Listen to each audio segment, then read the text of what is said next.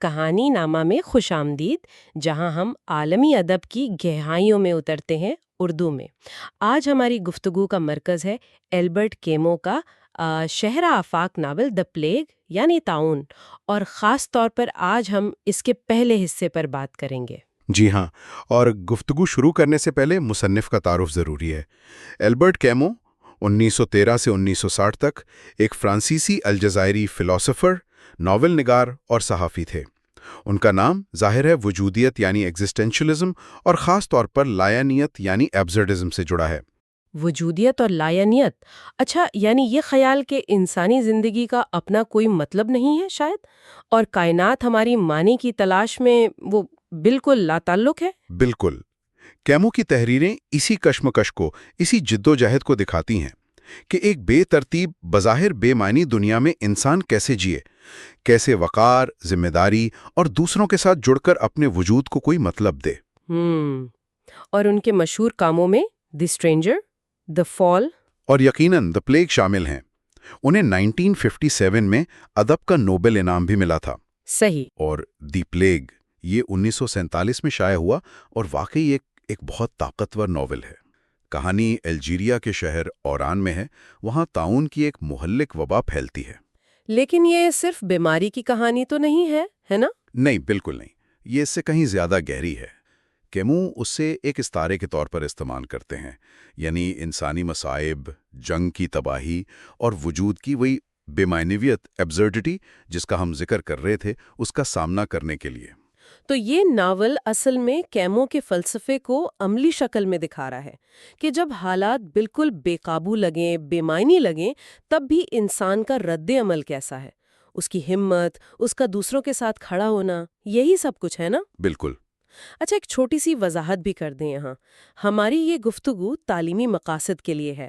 ہم لفظ بہ لفظ کہانی نہیں سنا رہے، بلکہ آسان اردو میں ناول کے اس حصے کے اہم نکات اور معنی پر بات کر رہے ہیں۔ جی، اور یہ بھی کہ وائس اوور کے لیے AI ٹولز استعمال ہوئے ہیں، تو تلفظ میں شاید کہیں معمولی غلطیاں ہوں۔ اور ہاں، یاد رہے مصنف ایلبرٹ کیمو مرد ہیں۔ تو چلیں اب اوران شہر میں داخل ہوتے ہیں۔ کیمو اس شہر کو کیسے پیش کرتے ہیں؟ ہاں، یہ بتائیے۔ کیمو اوران کو ایک بہت ہی، آپ کہیں، عام سا بلکہ قدرے بے رنگ شہر دکھاتے ہیں۔ الجزائر کے ساحل پر ایک فرانسیسی نوآبادیاتی انتظامیہ مرکز ہے، فرینچ پریفیکچر، لیکن اس کی تصویر کشی کچھ یوں ہے: ایک بدصورت شہر، درخت نہیں ہے، پرندوں کی آوازیں نہیں ہیں۔ موسم بھی شدید ہیں، یا تو شدید گرمی یا پھر بس خوشگوار خزاں۔ اور سب سے اہم بات وہاں کے لوگ ہیں، ان کی زندگیاں بس کاروبار، پیسہ کمانا، ذاتی آرام، اسی کے گرد گھومتی ہیں۔ یعنی ڈوئنگ بزنس ہی ان کا اصل مقصد ہے۔ جی ہاں۔ کیمو لکھتے ہیں کہ محبت، سمندر کنارے جانا، سنیما جانا، یہ سب چیزیں بھی ہفتے اور اتوار تک محدود ہیں۔ صحیح۔ روزمرہ زندگی میں جیسے گہرائی کی یا شدید جذبات کی کمی ہے، محبت بھی بس جلدی میں ایک عادت کی طرح۔ بالکل، اور کیمو کا اشارہ یہی ہے کہ یہ طرز زندگی، یہ اقدار کی کمی شاید جدید دنیا کے بہت سے شہروں کا حال ہے۔ تو یہ جدید شہری زندگی پر ایک تبصرہ بھی ہے۔ یقیناً، اور یہی ایک دلچسپ بات ہے۔ شہر اپنی اتنی خوبصورت ساحلی خلیج کی طرف، بے کی طرف جیسے پیٹھ کیے ہوئے ہے۔ اچھا، جیسے فطرت سے کوئی تعلق ہی نہیں؟ ہاں بالکل، یہ معمول پسندی، یہ سطحیت جسے کیمو بینالٹی کہتے ہیں، یہی شہر کا مزاج ہے، اور یہی مزاج ہے جو اسے آنے والے بحران کے لیے بالکل تیار نہیں چھوڑتا۔ کیمو تو یہاں تک کہتے ہیں کہ اوران میں مرنا بھی مشکل ہے۔ ہاں، کیونکہ کاروبار کی بھاگ دوڑ، موسم کی شدت، یہ سب مل کر بیمار یا مرتے ہوئے شخص کے لیے کوئی نرمی نہیں چھوڑتے۔ یہ تو بڑی دلچسپ بلکہ افسردہ کن تصویر کشی ہے۔ تو یہ معمول کی زندگی، یہ بینالٹی، یہ کب اور کیسے ٹوٹنا شروع ہوتی ہے؟ اس کا آغاز بہت ہی غیر متوقع، بہت معمولی انداز میں ہوتا ہے۔ 16 اپریل کی صبح ہے۔ کہانی کا ایک مرکزی کردار، ڈاکٹر برنارڈ ریو، اپنی کلینک سے نکلتے ہیں تو انہیں سیڑھیوں پر ایک مرا ہوا چوہا ملتا ہے۔ وہ اسے ہٹا کر آگے بڑھ جاتے ہیں، لیکن یہ بات ان کے ذہن میں کہیں اٹک جاتی ہے۔ اور عمارت کا چوکیدار مشیل اس کو کیا کہتا ہے؟ مشیل، وہ تو سخت غصے میں ہے، کہتا ہے یہاں کوئی چوہے نہیں ہیں، یہ ضرور کسی نے شرارت کی ہے۔ یعنی فوراً انکار، ڈینائل۔ جی، یہ انکار کی پہلی بہت چھوٹی سی علامت ہے، ایک ایسی حقیقت کو نہ ماننا جو معمول کے خلاف ہو۔ اسی دوران ڈاکٹر ریو کی ذاتی زندگی میں بھی ایک اداسی کا لمحہ ہے۔ ان کی بیوی، جو کچھ عرصے سے بیمار ہیں، علاج کے لیے شہر سے دور ایک سینیٹوریم جا رہی ہیں، اچھا، اور وہ انہیں ٹرین پر چھوڑنے جاتے ہیں۔ وہ لمحہ بھی کافی بھاری ہے۔ تو ایک طرف یہ ذاتی دکھ ہے اور دوسری طرف یہ عجیب پریشان کن واقعہ۔ کیا یہ چوہا صرف ایک ہی تھا؟ نہیں، یہ تو بس شروعات تھی۔ اگلے ہی دن 17 اپریل کو چوکیدار مشیل ڈاکٹر ریو کو 3 اور مرے ہوئے چوہے دکھاتا ہے۔ 3؟ ہاں، اور پھر یہ سلسلہ چل پڑتا ہے۔ شہر بھر سے، خاص طور پر غریب علاقوں سے، سینکڑوں پھر ہزاروں کی تعداد میں چوہوں کے مرنے کی خبریں آنے لگتی ہیں۔ ہزاروں؟ کہاں کہاں مل رہے تھے یہ؟ گلیوں میں، کوڑے دانوں میں، یہاں تک کہ عمارتوں کے اندر بھی مرے ہوئے چوہے نظر آنے لگتے ہیں۔ تو شہر والوں اور انتظامیہ کا کیا رد عمل تھا اس پر؟ کیا وہ فوراً پریشان ہو گئے؟ شروع میں نہیں، اتنا نہیں۔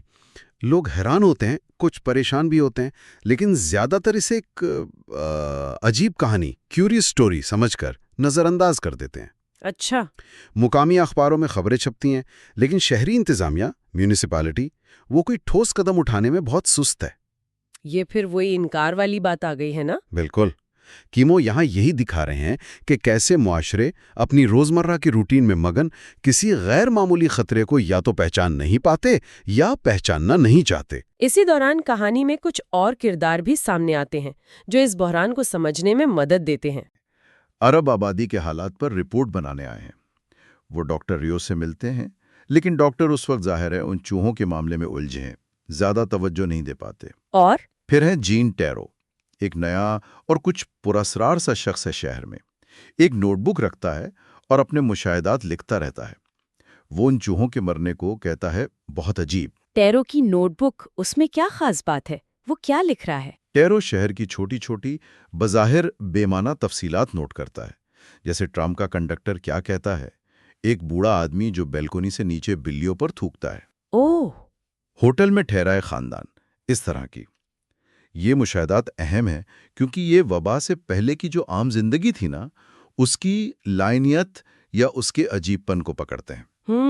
اور ٹیرو کا ایک سوال بھی اہم ہے جو وہ خود سے پوچھتا ہے، وقت ضائع کرنے سے کیسے بچا جائے؟ How to contrive not to waste one's time. یہ سوال تو آنے والے دنوں میں بہت اہم ہو جائے گا میرے خیال سے۔ بالکل۔ اور دوسرے کردار کون تھے؟ جوزف گرانڈ ہیں، میونسپلٹی کے معمولی کلرک، بہت خاموش طبع ہیں، الفاظ کے استعمال میں انہیں مشکل ہوتی ہے، اور وہ خفیہ طور پر ایک شاہکار کتاب لکھنے کی کوشش کر رہے ہیں۔ اچھا۔ ڈاکٹر ریو اسی گرانٹ کے بلانے پر ایک اور پڑوسی کوٹارٹ کی جان بچاتے ہیں جس نے خودکشی کی کوشش کی تھی۔ ہاں، کوٹارڈ، یہ کردار مجھے بہت دلچسپ لگا۔ وہ خودکشی کیوں کرتا ہے اور بعد میں اس کا رویہ کیسے بدلتا ہے؟ دیکھیں، ناول شروع میں یہ واضح نہیں کرتا کہ کوٹارڈ نے خودکشی کیوں کی، لیکن اشارہ ملتا ہے کہ وہ شاید کسی جرم کی وجہ سے پولیس سے ڈر رہا ہے۔ اچھا۔ دلچسپ بات یہ ہے کہ جیسے جیسے وبا پھیلتی ہے، شہر میں افراتفری بڑھتی ہے، تو کوٹارڈ زیادہ پرسکون، یہاں تک کہ خوش نظر آنے لگتا ہے۔ عجیب بات ہے، کیوں بھلا؟ شاید اس لیے کہ اس عام بحران میں، اس بڑی مصیبت میں، اس کا اپنا ذاتی خوف اور جرم جیسے کم اہم ہو جاتا ہے، پس منظر میں چلا جاتا ہے۔ یا شاید وہ اس افراتفری میں اپنے لیے کوئی فائدہ دیکھتا ہے۔ یہ کہ موقع ایک اور نفسیاتی مشاہدہ ہے کہ بحران مختلف لوگوں پر کیسے مختلف اثر ڈالتا ہے۔ واقعی بہت دلچسپ پہلو ہے۔ تو چوہوں کا معاملہ کہاں تک پہنچا؟ ہزاروں تک؟ جی، تعداد ہزاروں میں پہنچ جاتی ہے۔ ایک دن 6231 چوہے جمع کیے جاتے ہیں۔ 6000 سے زیادہ؟ اور پھر 28 اپریل کو یہ تعداد تقریباً 8000 تک پہنچ جاتی ہے۔ شہر میں اب واضح پریشانی ہے، ہلکی سی گھبراہٹ ہے۔ پھر کیا ہوتا ہے؟ پھر اچانک اپریل کے بالکل آخر میں چوہے مرنا بند ہو جاتے ہیں۔ اوہ، تو مسئلہ ختم ہو گیا؟ لوگ یہی سمجھتے ہیں، ایک طرح کی راحت محسوس کرتے ہیں، لیکن یہ سکون بہت عارضی تھا۔ یعنی یہ ایک جھوٹی تسلی تھی؟ بالکل، ایک ڈسیپٹیو کام تھا۔ جس دن چوہے غائب ہوتے ہیں، اسی دن ڈاکٹر ریو کو بلایا جاتا ہے۔ کس کے لیے؟ اسی چوکیدار مشیل کو دیکھنے کے لیے، وہی جس نے سب سے پہلے چوہے دیکھے تھے۔ اوہ نہیں، وہ ٹھیک تو ہے؟ نہیں، وہ شدید بیمار ہے، تیز بخار، گردن اور جوڑوں میں درد، اور سب سے تشویشناک بات، کیا؟ اس کے جسم پر گلٹیاں نمودار ہو گئی ہیں، سویلنگز یا بوبوز۔ او خدایا، یعنی بیماری اب انسانوں تک پہنچ گئی ہے۔ یہ تو بہت بڑا موڑ ہے۔ یہ کہانی کا فیصلہ کن موڑ ہے۔ ڈاکٹر ریویو فوراً خطرے کو بھانپ لیتا ہے۔ وہ اپنے ایک اور ساتھی ڈاکٹر ریچرڈ سے بات کرتا ہے۔ پتہ چلتا ہے کہ اس کے پاس بھی ایسے ہی کیسز آئے ہیں۔ تو یہ پھیل رہی تھی؟ جی، مشیل کی حالت تیزی سے بگڑتی ہے، بخار 104 تک پہنچ جاتا ہے، وہ ہوش کھونے لگتا ہے۔ ڈاکٹر اسے ہسپتال لے جانے کا انتظام کرتا ہے، لیکن مشیل وہ ایمبولینس میں ہی دم توڑ دیتا ہے۔ اف۔ اور اس کی بیوی کا وہ سوال، روتے ہوئے، کیا کوئی امید باقی نہیں تھی ڈاکٹر؟ وہ کاری کو ہلا کر رکھ دیتا ہے۔ مشیل کی موت کے بعد ڈاکٹر ریویو کیا سوچتے ہیں؟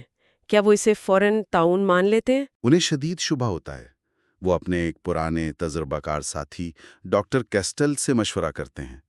کیسٹل بھی تصدیق کرتا ہے کہ علامات واضح طور پر تعاون کی ہیں۔ تو اب تصدیق ہو گئی ایک طرح سے۔ ڈاکٹروں کے درمیان تو ہو گئی۔ ریو ماضی کی بڑی وباؤں کو یاد کرتا ہے۔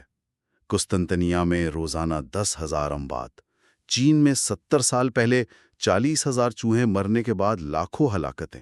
لیکن یہ اعداد و شمار اتنے بڑے ہیں، اتنے ناقابل تصور کہ یقین کرنا مشکل ہوتا ہے۔ یہ انسانی نفسیات کا ایک اہم پہلو ہے نا، کہ ہم اتنی بڑی آفت کو وہ ناقابل یقین سمجھتے ہیں۔ یقیناً کیامو یہی دکھا رہے ہیں کہ لوگ یہاں تک کہ ڈاکٹر ریو جیسا طبیب بھی ایک بڑی تباہی کے امکان کو آسانی سے قبول نہیں کر پاتا۔ ذہن کہتا ہے ایسا نہیں ہو سکتا، کم از کم ہمارے ساتھ نہیں ہو سکتا۔ جنگ ہو یا وبا، یہ ہمیشہ لوگوں کو جیسے غفلت میں پکڑتی ہیں۔ لیکن ریو جلد ہی خود کو جھنجھوڑتا ہے۔ وہ کہتا ہے کہ آسرائیاں نہیں، حقائق پر توجہ دینی ہے۔ اور حقائق کیا ہیں؟ غشی، شدید کمزوری، گلٹیاں، شدید پیاس، ہذیان، جسم پر سیاہ دھبے، اور پھر موت۔ اور کیا کیسز بڑھتے ہیں اس کے بعد؟ جی ہاں، تیزی سے۔ چند دنوں میں تقریباً 20 کیسز رپورٹ ہوتے ہیں، اور زیادہ تر مہلک ثابت ہوتے ہیں۔ جوزف گرانڈ، وہ کلرک جو میونسپیلٹی میں ہے، وہ ریو کو اعداد و شمار پہنچاتا ہے۔ 48 گھنٹوں میں 11 اموات۔ 11 اموات؟ جی۔ اب ڈاکٹر ریو سمجھتے ہیں کہ انفرادی کوشش کافی نہیں ہے، انتظامیہ کو حرکت میں لانا ہوگا۔ وہ شہر کے منتظم اعلیٰ پریفیکٹ کے دفتر میں ہیلتھ کمیٹی کی ایک ہنگامی میٹنگ بلوانے پر زور دیتے ہیں۔ اس میٹنگ میں کیا ہوتا ہے؟ کیا انتظامیہ فوراً خطرے کو تسلیم کر لیتی ہے؟ کیا وہ مان جاتے ہیں کہ یہ تعاون ہے؟ میٹنگ میں بھی ڈاکٹروں کے درمیان بھی کچھ اختلاف رائے ہوتا ہے۔ ڈاکٹر ریچرڈ جیسے کچھ لوگ اب بھی ہچکچاتے ہیں۔ وہ کہتے ہیں شاید یہ کوئی نیا بخار ہے، ہمیں مزید ڈیٹا کا انتظار کرنا چاہیے۔ یعنی اب بھی انکار؟ کچھ حد تک۔ لیکن ڈاکٹر ریو اور ڈاکٹر کیسٹل بہت واضح، بہت دو ٹوک موقف اختیار کرتے ہیں۔ وہ کہتے ہیں یہ تعاون ہے، اور اگر فوری سخت اقدامات نہ کیے گئے، یعنی پروفائلیکٹک میشرز، بیماری سے بچاؤ کی احتیاطی تدابیر، تو آدھی آبادی ختم ہو سکتی ہے۔ آدھی آبادی؟ یہ تو بہت سنگین وارننگ تھی۔ جی۔ تو کیا پریفیکٹ جو شہر کا سربراہ ہے وہ ان کی بات مان لیتا ہے؟ پریفیکٹ شروع میں ہچکچاتا ہے۔ ظاہر ہے وہ عوام میں خوف و ہراس پھیلانے سے ڈرتا ہے، سیاسی نتائج سے ڈرتا ہے۔ لیکن ریو کے دلائل، خاص طور پر یہ کہ نام سے کیا فرق پڑتا ہے، بیماری پھیل رہی ہے اور اسے روکنا ہے، یہ بات آخرکار اسے قائل کر لیتی ہے۔ وہ اقدامات کرنے پر راضی ہو جاتا ہے۔ یہ منظر تو بیوروکریسی اور سیاسی مصلحتوں پر بھی ایک تنقید لگتا ہے کہ کیسے نظام کی سستی اور انکار بحران کو مزید بگاڑ سکتا ہے۔ بالکل، کیمو کا یہ ایک اہم نقطہ ہے۔ تو کون سے اقدامات کا فیصلہ ہوتا ہے پھر؟ اگلے دن سرکاری نوٹس لگائے جاتے ہیں، چوہوں کا مکمل خاتمہ، پانی کی سخت نگرانی، بیماروں کی لازمی تنہائی یعنی آئسولیشن، اور متاثرہ گھروں کی صفائی، ڈس انفیکشن۔ لیکن کیا یہ اعلانات واضح تھے؟ نہیں، ان احکامات کی زبان اب بھی تھوڑی نرم رکھی جاتی ہے، جیسے خطرے کو تھوڑا کم کر کے پیش کیا جا رہا ہو تاکہ لوگ زیادہ نہ گھبرائیں۔ اچھا، اور اسی دوران کوٹارڈ کا کیا بنتا ہے، وہ جو خودکشی کی کوشش کر چکا تھا؟ ڈاکٹر ریو کا سامنا پھر کوٹارڈ سے ہوتا ہے، اور وہ اب پہلے سے زیادہ ملنسار، زیادہ سوشل ہو گیا ہے۔ گرانڈ بتاتا ہے کہ وہ باہر گھومتا ہے، لوگوں سے ملتا ہے، مہنگے ریسٹورانوں میں جاتا ہے۔ عجیب ہے۔ وہ ریو سے پوچھتا ہے کہ کیا اسے گرفتار کیا جائے گا، اور عجیب طور پر کسی ایسی جگہ جیسے ہسپتال یا نرسنگ ہوم میں داخل ہونے کی خواہش ظاہر کرتا ہے جہاں وہ محفوظ رہے۔ محفوظ؟ کس سے؟ पुलिस से या वबा से? یہ واضح نہیں ہے، لیکن اس کا یہ بدلتا رویہ، یہ نارمیلٹی کا ٹوٹنا وبا کے غیر متوقع سماجی اثرات کی طرف اشارہ کرتا رہتا ہے۔ لیکن اموات تو نہیں رکتے ان اقداموں سے۔ نہیں، اموات بڑھتی رہتی ہیں، ایک دن 30 سے زیادہ اموات ریکارڈ ہوتی ہیں۔ 30 سے زیادہ؟ جی، اب شہر میں واضح خوف پھیل چکا ہے۔ ڈاکٹر ہیو سمجھ جاتا ہے کہ یہ آدھے ادھورے نرم اقدامات کافی نہیں ہیں۔ وہ پریفیکٹ کو ایک فوری ارجنٹ ٹیلی گرام بھیجتا ہے۔ اور جواب کیا آتا ہے؟ جواب مختصر ہے، حتمی ہے اور بہت ڈرامیٹک ہے۔ Proclaim a state of plague, close the town. یعنی تعاون کی حالت کا اعلان کریں، شہر کو بند کر دیں۔ شہر کو بند کر دیں؟ واؤ! تو یہاں پہلا حصہ ختم ہوتا ہے شہر کے دروازے بند ہونے کے حکم کے ساتھ۔ اگر ہم اس حصے کا خلاصہ کریں تو ہم نے دیکھا کہ کیسے اوران کی وہ معمولی کاروبار میں ڈوبی زندگی میں پہلے چوہوں اور پھر انسانوں کی پر اسرار موت سے خلل پڑا۔ جی، کردار سامنے آئے، ذمہ دار ڈاکٹر ریو، مشاہدہ کرنے والا ٹیرو، وہ معمولی کلرک گرینڈ اور عجیب متضاد کوٹارڈ۔ ہم نے انکار دیکھا، سست رد عمل دیکھا اور پھر خطرے کی بتدریج پہچان، جس کا کلائمیکس تھا مشیل کی موت اور پھر آخر میں شہر کی ناکہ بندی کا یہ حکم۔ بالکل، یہ پہلا حصہ یہ پوری طرح سے سٹیج تیار کرتا ہے۔ کیا وہ دکھاتے ہیں کہ کیسے ایک لایانی، ایک ایبسرڈ قوت، تعاون جو نہ کسی منطق کی پابند ہے نہ کسی وجہ کی، وہ انسانی زندگیوں اور پورے معاشرتی نظام کو تہز نہز کر دیتی ہے۔ اور وہ ابتدائی رد عمل، خاص طور پر انکار اور معمول پر قائم رہنے کی ضد۔ ہاں، وہ انسانی فطرت اور ہمارے معاشرتی نظام کی کمزوریوں کو ظاہر کرتا ہے۔ اب اصل امتحان شروع ہوگا، جب شہر قید ہو چکا ہے، موت سامنے ہے، معمول کی زندگی ختم ہو گئی ہے، تو اوران کے لوگ اس لایانی صورتحال کا سامنا کیسے کریں گے؟ کیا وہ ہمت، ذمہ داری اور یکجہتی کا مظاہرہ کریں گے، جیسا کہ کیامو کا فلسفہ تجویز کرتا ہے؟ یہی سوال ہے۔ اگلے حصے میں ہم دیکھیں گے کہ شہر بند ہونے کے بعد کیا ہوتا ہے، لوگوں کی زندگیاں کیسے بدلتی ہیں، ان کے رشتے کیسے متاثر ہوتے ہیں، اور وہ اس قید اور وبا کا مقابلہ کرنے کے لیے کیا حکمت عملی اپناتے ہیں۔ اور جاتے جاتے ایک سوال چھوڑ جاتے ہیں سب کے لیے سوچنے کو۔ اوران جو شروع میں ایک بے حس سطحی تعلقات والا صرف کاروبار پر مرکوز شہر تھا، کیا یہ مشترکہ مصیبت، یہ خوف اور تکلیف اس شہر کے باشندوں کو چاہے مجبوراً ہی صحیح آپس میں زیادہ گہرائی سے جوڑ پائے گی؟ کیا اس لا یعنی صورتحال میں وہ کوئی نیا مشترکہ معنی تلاش کر پائیں گے؟ یہ ایک بڑا سوال ہے جو ہمیں ناول کے اگلے مرحلے میں لے جائے گا۔ خوش آمدید۔ آج ہم البیر کمیو کے مشہور ناول الطاعون یعنی دی پلیگ کے دوسرے حصے پر بات کر رہے ہیں۔ پچھلی بار ہم نے دیکھا تھا کہ اوران شہر میں طاعون کی وبا کیسے دبے پاؤں داخل ہوئی، لیکن اس حصے میں صورتحال بہت تیزی سے بدلتی ہے، اموات بڑھنے لگتی ہیں اور حکام آخرکار وہ قدم اٹھاتے ہیں جس کا ڈر تھا، پورے شہر کو بند کر دیا جاتا ہے، مکمل کرنٹینا۔ جی بالکل۔ مطلب شہر کے دروازے بند، کوئی آ نہیں سکتا، کوئی جا نہیں سکتا، خاندان الگ ہو گئے، جو لوگ کسی کام سے باہر گئے تھے وہ باہر پھنس گئے، جو اندر تھے وہ اندر۔ بالکل، اور یہ صرف ایک آپ کہیں فزیکل قید نہیں تھی، یہ ایک نفسیاتی، ایک جذباتی قید بھی تھی۔ ناول یہی دکھاتا ہے کہ کیسے یہ اچانک جدائی، یہ غیر یقینی صورتحال اور موت کا خوف جو ہر طرف تھا، وہ لوگوں کی امیدوں اور مایوسیوں کو بالکل جھنجھوڑ دیتا ہے۔ صحیح۔ یہ صرف بیماری کا بحران نہیں تھا، یہ اصل میں انسانی روح کی ایک آزمائش تھی۔ تو آئیے اسی نئی حقیقت کو، اس بدلتی ہوئی صورتحال کو ذرا سمجھتے ہیں۔ دیکھتے ہیں کہ جب آزادی ایسے چھن جائے اور خوف ہر طرف ہو تو لوگ، پورا معاشرہ کیسے رد عمل دکھاتا ہے۔ سب سے پہلی بات تو شاید یہی ہے کہ شہر بند ہوتے ہی طاعون، جو پہلے شاید کچھ لوگوں کا مسئلہ تھا یا جسے نظر انداز کیا جا رہا تھا، جی، جیسے لوگ ماننے کو تیار نہیں تھے۔ ہاں بالکل، اب وہ ہر ایک شہری کی آپ کہیں ذاتی حقیقت بن گیا۔ اب کوئی اس سے لا تعلق نہیں رہ سکتا تھا، سب ایک ہی کشتی میں تھے۔ جی، اور اس کے ساتھ ہی وہ جو جلاوطنی یا ایگزائل کا احساس ہے وہ بہت شدید ہو گیا۔ اور یہ صرف شہر سے باہر نہ جا سکنے کی بات نہیں تھی، یہ اپنے ہی شہر میں، اپنے ہی گھر میں اجنبی بن جانے جیسا تھا۔ خاص طور پر ان لوگوں کے لیے جو، جیسے کامیو بتاتا ہے، شہر بند ہونے سے کچھ ہی دن پہلے اپنے پیاروں سے جدا ہوئے تھے۔ یہ سوچ کر کے بس چند دن کی بات ہے، وہ جوڑے، خاندان، دوست اب وہ ایک غیر معینہ مدت کے لیے الگ ہو گئے تھے۔ یہ اچانک محرومی اور یہ نہ جاننا کہ دوبارہ کب ملیں گے، یہ ایک بہت بڑا بوجھ تھا۔ اور شروع میں تو یقیناً ایک افراتفری سی ہوگی، لوگ بھاگے ہوں گے حکام کے پاس؟ جی بالکل، لوگ گئے، درخواستیں دیں، اپنی خاص صورتحال بتائی کہ مجھے جانے دیں، میرے گھر والے باہر ہیں، لیکن بہت جلد یہ صاف ہو گیا کہ اس وبا کے سامنے کوئی خاص نہیں ہے۔ کوئی رعایت نہیں؟ کوئی رعایت نہیں ملی۔ ترجیح، ضرورت، یہ سب الفاظ جیسے بے معنی ہو گئے تھے۔ قانون سب کے لیے ایک تھا، اور وہ قانون تھا قید کا۔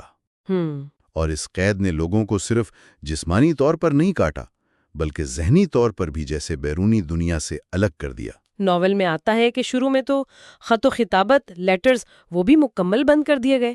اوہ! یہ تو بہت سخت ہے۔ جی، اس زمانے میں جب فون وغیرہ عام نہیں تھے، خط ہی تو ایک بڑا ذریعہ تھا۔ یہ پابندی بہت تکلیف دہ تھی۔ تو پھر رابطہ کیسے ہوتا تھا؟ کچھ تو ذریعہ ہوگا؟ بعد میں شاید کچھ دباؤ کی وجہ سے ٹیلی گرام کی اجازت ملی۔ اچھا، ٹیلی گرام۔ لیکن وہ بھی کیسا؟ صرف 10 الفاظ کی حد۔ صرف 10 الفاظ؟ جی، اور وہ بھی صرف بہت ضروری حالات میں، موت، پیدائش، شادی۔ لیکن ان پر بھی اتنا رش ہو گیا، اتنی تاخیر ہونے لگی کہ وہ بھی تقریباً بیکار ہو گئے۔ 10 الفاظ میں کوئی کیا بات کرے گا؟ بالکل، اور یہیں پر کامیو ایک بہت گہری بات پکڑتا ہے کہ جب لوگ اپنے اصل جذبات، اپنی پوری کہانی نہیں بتا سکتے تھے تو وہ مجبوراً رسمی گھسے پٹے جملوں کا سہارا لینے لگے۔ جیسے سب ٹھیک ہے، تمہیں یاد کر رہا ہوں، میرا پیار، بس یہی 10 الفاظ کے ٹیلی گرام۔ وہ حقیقی انسانی تعلق، وہ گہرے جذبات، ان کا متبادل بننے کی ایک ناکام کوشش تھی۔ الفاظ جیسے کھوکھلے ہو گئے تھے، اپنا اصل مطلب کھو رہے تھے۔ کیونکہ وہ اصل احساس کو بیان ہی نہیں کر پا رہے تھے۔ بالکل، وہ اس تجربے کی، اس تکلیف کی عکاسی سے قاصر تھے۔ تو یہ رابطے کا ٹوٹنا اور یہ مسلسل قید کا احساس، اس نے لوگوں کو یقیناً بہت تنہا کر دیا ہوگا۔ وہی جلاوطنی والا احساس جو آپ کہہ رہے تھے۔ جی، شدید تنہائی۔ ناول میں منظر کشی ہے کہ لوگ کیسے بے مقصد شہر کی سنسان گلیوں میں گھومتے رہتے، ماضی کی یادوں میں کھوئے رہتے، جیسے اپنے ہی شہر میں، اپنے ہی گھر میں مسافر بن گئے ہوں۔ ایک خالی پن تھا جو بھرتا نہیں تھا۔ اور ماضی کی یادیں، کیا وہ سہارا تھیں یا مزید تکلیف دیتی تھیں؟ یہ ایک دلچسپ تضاد ہے جو کیمیو دکھاتا ہے۔ ایک طرف تو لوگ حال کی تکلیف سے بھاگنے کے لیے ماضی کی اچھی یادوں میں پناہ لیتے تھے، وہ سوچتے تھے اپنے پیاروں کے بارے میں، خوشگوار وقت کے بارے میں۔ ہاں، ایک طرح کا فرار۔ جی، لیکن دوسری طرف یہی یادیں انہیں زیادہ تکلیف بھی دیتی تھیں، کیونکہ وہ انہیں حال کی تلخی، اس جدائی کی شدت کا اور بھی زیادہ احساس دلاتی تھی۔ یہ ایک طرح کی خود فریبی تھی جو زیادہ دیر چلتی نہیں تھی۔ یہ بات بھی دلچسپ ہے کہ انسان کیسے غیر یقینی صورتحال میں خود ہی کوئی امید بنا لیتا ہے۔ ناول میں آتا ہے کہ لوگ اندازے لگانے لگے کہ شاید یہ وبا 6 مہینے چلے گی۔ بالکل، یہ ایک نفسیاتی سہارا تھا۔ شاید یہ سوچ کر روزمرہ کی اذیت برداشت کرنا کچھ آسان لگتا ہوگا، چلو 6 مہینے بعد سب ٹھیک ہو جائے گا۔ لیکن جب وہ 6 مہینے قریب آتے ہوں گے۔ ہاں، یہی مسئلہ تھا۔ جب وہ خود بنائی ہوئی مدت قریب آتی اور وبا ختم ہونے کے کوئی آثار نہ ہوتے تو مایوسی اور خوف پہلے سے بھی زیادہ بڑھ جاتا۔ یہ امیدوں کے ٹوٹنے کا جیسے ایک لامتناہی سلسلہ تھا۔ اچھا، تو یہ تو ہوئی عام لوگوں کی حالت۔ اب ذرا کرداروں پر آتے ہیں۔ اس بدلتی ہوئی، بگڑتی ہوئی صورتحال میں وہ کیا کر رہے ہیں، کیا سوچ رہے ہیں؟ سب سے پہلے ڈاکٹر ریو، جو بالکل فرنٹ لائن پر ہے۔ ڈاکٹر ریو پر تو زبردست دباؤ ہے۔ وہ صرف اپنے کلینک میں ہی نہیں، بلکہ انہوں نے ایک پرانے اسکول کو ایک عارضی ہسپتال بھی بنا لیا ہے۔ وہ وہاں بھی کام کر رہے ہیں، جسمانی طور پر تھکے ہوئے، ذہنی طور پر پریشان۔ ان کی اپنی بیوی شہر سے باہر سینیٹوریم میں ہے، وہ اسے مل بھی نہیں سکتے۔ یہ بھی ایک ذاتی ٹریجڈی ہے۔ جی، اور وہ اس پوری صورتحال کو، اس وبا کو ایک ایبسٹریکشن کہتے ہیں۔ مطلب ایک ایسی بے معنی، غیر شخصی آفت جسے پوری طرح سمجھنا یا جس سے جذباتی طور پر جڑنا ممکن نہیں۔ یہ بس ایک حقیقت ہے، ایک بے رحم حقیقت۔ تو وہ کیسے کوپ کر رہے ہیں؟ وہ کام میں لگے رہتے ہیں، جب صحافی رمبرٹ ان سے مدد مانگتا ہے فرار کے لیے تو وہ صاف انکار کر دیتے ہیں۔ وہ کہتے ہیں کہ عوامی بھلائی، پبلک ویلفیئر اس وقت ذاتی خوشی سے زیادہ اہم ہے۔ وہ مریضوں کی تکلیف دیکھتے ہیں، انہیں رحم آتا ہے، لیکن انہیں اپنا کام جاری رکھنے کے لیے ایک طرح کی پروفیشنل لاتعلقی اپنانی پڑتی ہے۔ اور رمبرٹ، وہ صحافی جو پیرس جانا چاہتا ہے اپنی بیوی کے پاس، اس کا رد عمل تو بالکل الٹ ہے۔ کیا وہ صرف خود غرض ہے؟ دیکھیں، اسے خود غرض کہنا بہت آسان ہے، اور شاید وہ ہے بھی ایک حد تک۔ اس کی ساری توجہ بس یہاں سے نکلنے پر ہے۔ وہ سمجھتا ہے کہ اس کا اوران سے، اس وبا سے کوئی لینا دینا نہیں، یہ اس کی جنگ نہیں۔ وہ پہلے ڈاکٹر ریو سے چھوٹا سرٹیفکیٹ مانگتا ہے۔ جب وہ نہیں ملتا تو وہ غیر قانونی راستے تلاش کرتا ہے، سمگلروں سے ملتا ہے، کوتار، گارسیا، راؤل۔ اس کے لیے محبت، ذاتی خوشی، یہی سب کچھ ہے۔ تو کمیو اس کے ذریعے کیا دکھا رہا ہے؟ شاید یہ کہ انفرادی محبت، ذاتی تعلق، اس کی کشش کتنی طاقتور ہوتی ہے، خاص طور پر ایک ایسی اجتماعی مصیبت کے مقابلے میں جو شاید بے معنی یا ایبسٹریکٹ محسوس ہو۔ یہ ایک انسانی پہلو ہے۔ ہاں، ان دونوں کے بیچ میں ایک اور کردار ہے، گراں۔ گراں وہ کلرک، بڑا خاموش سا۔ گراں واقعی ایک بہت اہم کردار ہے۔ وہ میونسپلٹی کا ایک معمولی کلرک ہے۔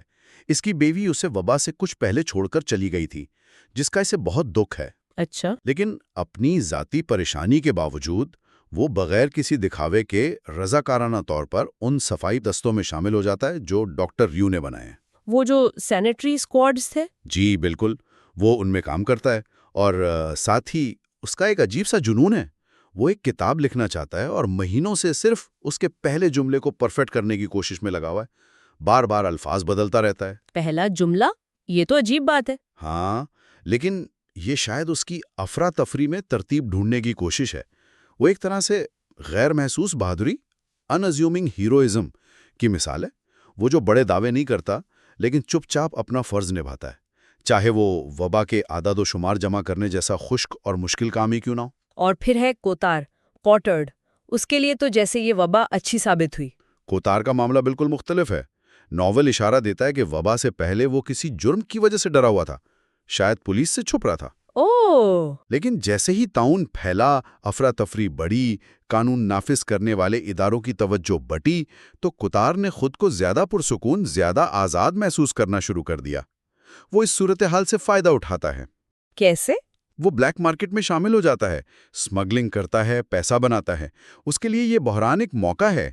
کیمیو شاید اس کے ذریعے یہ دکھا رہا ہے کہ کیسے اجتماعی آفت بھی کچھ لوگوں کے لیے جو پہلے سے ہی معاشرے سے کٹے ہوئے تھے، ایک طرح کی آزادی یا فائدے کا باعث بن سکتی ہے۔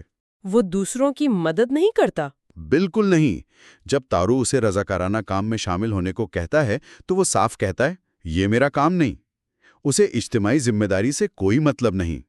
اس ساری صورتحال میں مذہب کا کیا کردار نظر آتا ہے؟ فادر پینلو کا ایک خطبہ تھا۔ جی بالکل، وبا کے شروع میں چرچ دعا کا ہفتہ مناتا ہے، اور اس کے آخر میں فادر پینلو شہر کے بڑے کیتھیڈرل میں ایک بہت پرجوش خطبہ دیتے ہیں۔ کیا کہتے ہیں وہ؟ وہ بہت سخت پیغام دیتے ہیں۔ وہ کہتے ہیں کہ یہ طاعون خدا کی طرف سے سزا ہے، شہر والوں کے گناہوں کی، خدا سے دور ہونے کی۔ وہ سیدھا کہتے ہیں، میرے بھائیو، تم اس کے مستحق تھے۔ اوہ، یہ تو بہت سخت بات ہے۔ جی، وہ لوگوں کو توبہ کرنے اور خدا کی طرف واپس آنے کو کہتے ہیں۔ ان کا پیغام بالکل غیر مصالحانہ، ان کمپرومائزنگ ہے۔ وہ اجتماعی گناہ پر زور دیتے ہیں۔ تو کیا لوگوں نے اس بات کو مانا؟ اس کا اثر ہوا؟ ناول کہتا ہے کہ یہ کہنا مشکل ہے۔ کیتھیڈرل بھرا ہوا تھا، لوگ بظاہر متاثر بھی ہوئے ہوں گے، لیکن شاید یہ اثر وقتی تھا۔ زیادہ تر لوگ تو اپنی روزمرہ کی بقا کی جنگ میں، اپنے پیاروں کی فکر میں اتنے گم تھے کہ شاید اس پیغام پر زیادہ غور نہیں کر پائے۔ البتہ یہ خطبہ بعد میں ڈاکٹر ریو اور تارو کے درمیان ایک اہم بحث کا باعث بنتا ہے۔ ریو اس اجتماعی سزا والے نظریے کو، خاص طور پر معصوموں کی تکلیف کو، خدا کی سزا سمجھنے کو رد کرتا ہے۔ آپ نے تارو کا ذکر کیا۔ تارو، وہ تو شہر میں نیا تھا، ایک دیکھنے والا۔ جی، تارو ایک بہت دلچسپ اور فکری کردار ہے۔ وہ وبا سے کچھ ہی پہلے اوران آیا تھا۔ وہ ہر چیز کو بہت غور سے دیکھتا ہے، لوگوں کے رویے کیسے بدل رہے ہیں، شہر کی فضا کیسی ہے، اور اپنی ڈائری میں نوٹ کرتا رہتا ہے۔ اچھا، وہ ڈائری لکھتا ہے؟ جی، اور وہ ڈاکٹر ریو کے ساتھ بہت گہری فلسفیانہ باتیں کرتا ہے۔ خدا پر یقین، مصائب کا مطلب، انسان کی ذمہ داری کیا ہے۔ فادر پینلو کے برعکس، جو جواب آسمان میں ڈھونڈ رہے ہیں، تارو عملی قدم پر یقین رکھتا ہے۔ عملی قدم جیسے کہ؟ وہی جو سینیٹری اسکواڈز کا آئیڈیا تھا، وہ تارو کا ہی تھا۔ وہ ریو کو کہتا ہے کہ ہمیں عام شہریوں کو منظم کرنا چاہیے تاکہ وہ بھی اس جنگ میں حصہ لیں۔ اس کا اپنا ایک مقصد ہے، وہ کہتا ہے خدا کے بغیر ولی۔ خدا کے بغیر ولی؟ اس کا کیا مطلب؟ مطلب یہ کہ نیکی کرنا، دوسروں کی مدد کرنا، مصیبت کا مقابلہ کرنا، کسی جنت کے لالچ یا خدا کے خوف سے نہیں، بلکہ صرف انسانی ہمدردی، یکجوتی اور ذمہ داری کے احساس کی بنیاد پر۔ یہ ایک بہت مختلف نظریہ ہے۔ جی، بہت۔ تو جیسے جیسے وقت گزرا، اموات بڑھتی گئیں، پہلے درجنوں روزانہ، پھر ہفتے میں سینکڑوں، شہر کا ماحول تو بالکل بدل گیا ہوگا۔ بالکل، اور اوران کی شدید گرمی اس نے تکلیف اور بڑھا دی۔ نوبل بتاتا ہے کہ گلیاں ویران ہو گئیں، دکانیں، سنیما، کیفے سب بند، شہر واقعی ایک قید خانہ لگنے لگا۔ اور حکومتی سختی بھی بڑی ہوگی؟ جی، پابندیاں سخت ہو گئیں، رات کو گشت ہونے لگے، خلاف ورزی پر سزائیں۔ لوگ گرمیوں کی عام خوشیاں بھول گئے، سمندر کنارے جانا، چھٹیاں، ایسا لگتا تھا جیسے طاعون نے زندگی سے ہر رنگ، ہر خوشی چھین لیو۔ اسی دوران ایک اخبار بھی شروع ہوا تھا، دی پلیگ کرونیکل۔ اس کا کیا مقصد تھا؟ ہاں، وہ شروع ہوا تھا۔ مقصد تو شاید یہی تھا کہ لوگوں کو خبریں ملیں، کچھ حوصلہ ملے، معلومات رہیں۔ تو کیا وہ کامیاب رہا؟ شروع میں شاید کچھ ہو، لیکن ناول بتاتا ہے کہ جلدی ہی وہ بھی سنسنی خیزی، افواہوں اور پھر اشتہایات اور بالکل سطحی باتوں سے بھر گیا۔ اچھا۔ یہ شاید اس بات کی علامت تھی کہ لوگ اب خبروں سے بھی اکتا گئے تھے، یا شاید بحران اتنا بڑا ہو گیا تھا کہ الفاظ بے معنی لگنے لگے تھے۔ یہ تبدیلی اہم تھی کیونکہ یہ دکھاتی تھی کہ لوگ آہستہ آہستہ یہ سمجھ رہے تھے کہ یہ وبا کوئی عارضی مسئلہ نہیں، بلکہ ایک لمبی، کڑوی حقیقت ہے جس کے ساتھ اب جینا ہے۔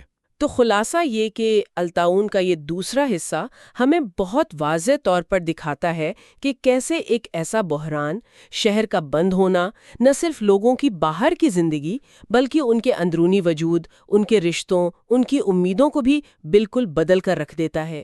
یہ جلاوطنی کا احساس، پیاروں سے دوری، موت کا خوف، یہ سب مل کر لوگوں کو توڑتا بھی ہے اور بدلتا بھی ہے۔ بالکل، ہم نے دیکھا کہ کیسے رابطے کی زبان بدل جاتی ہے، رسمی ہو جاتی ہے، کیسے لوگ ماضی اور جھوٹی امیدوں میں سہارا ڈھونڈتے ہیں، اور سب سے اہم، کیسے مختلف انسان ایک ہی مصیبت کا سامنا بالکل الگ الگ طریقوں سے کرتے ہیں۔ ہاں، یہ کرداروں کا فرق بہت نمایاں ہے۔ جی، کوئی ڈاکٹر ریو کی طرح لڑتا ہے، ذمہ داری لیتا ہے، کوئی ریمبرٹ کی طرح اپنی ذاتی خوشی کے پیچھے بھاگنا چاہتا ہے، کوئی گرانگ کی طرح خاموشی سے اپنا کام کرتا ہے، کوئی کوتار کی طرح صورتحال سے فائدہ اٹھاتا ہے، کوئی فادر پینلو کی طرح اسے مذہبی رنگ دیتا ہے، اور کوئی تارو کی طرح انسانیت کی بنیاد پر مزاحمت کی بات کرتا ہے۔ یہ حصہ واقعی معاشرے کے پورے تانے بانے پر جو دباؤ پڑتا ہے اسے کھول کر رکھ دیتا ہے۔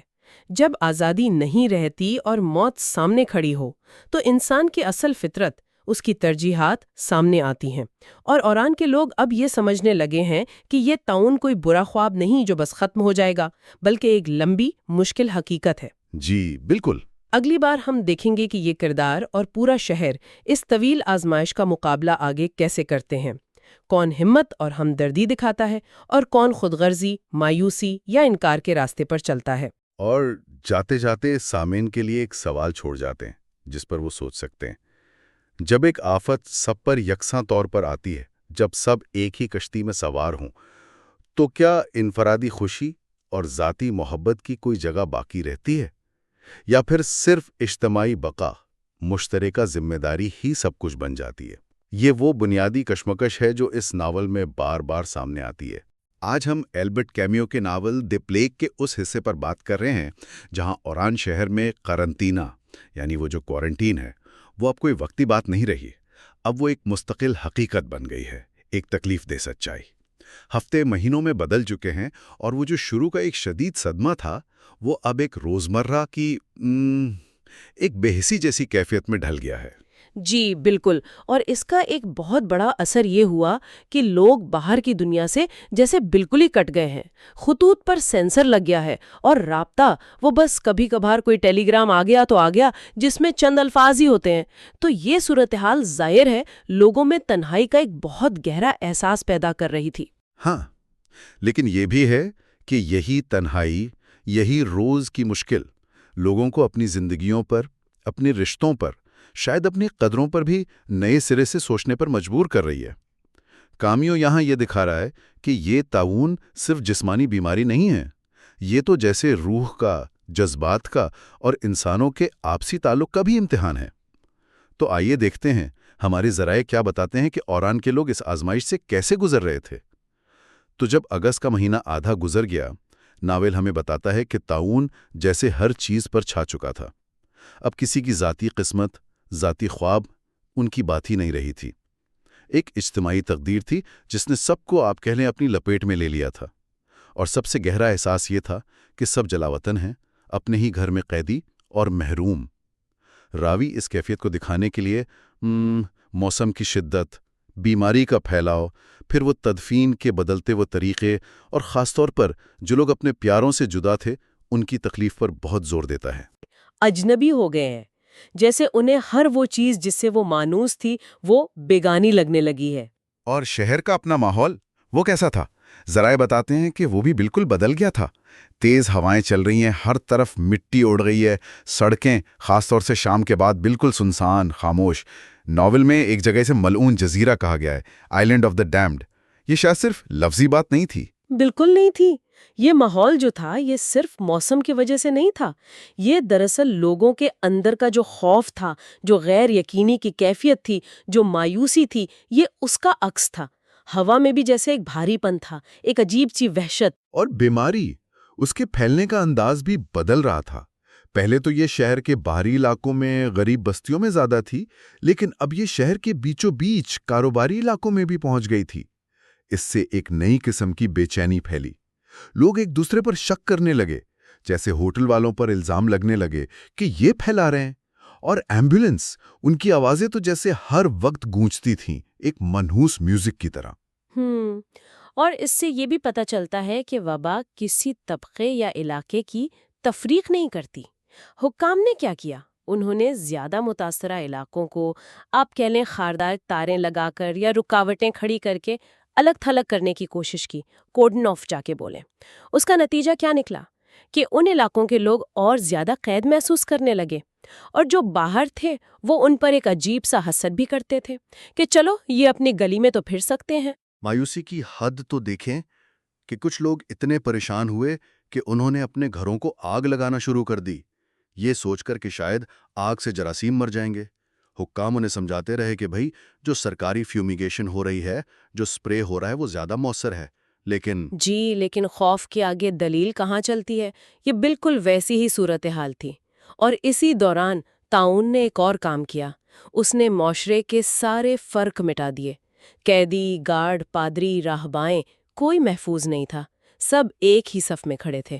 حکام نے کوشش تو کی کہ کوئی درجہ بندی رہے، مرنے والے گارڈز کو طاعون میڈل دینے کا اعلان کیا، لیکن جب اتنے لوگ مرنے لگے اور سب کو ہی وہ میڈل ملنے لگا تو اس کی کوئی اہمیت ہی نہیں رہی۔ موت نے سب کو برابر کر دیا تھا۔ اور حالات مزید خراب ہوتے گئے۔ لوگوں کو زبردستی گھروں سے نکال کر اجتماعی کیمپوں جیسی جگہوں پر رکھا جانے لگا۔ مردوں کو خاص طور پر الگ کیا گیا۔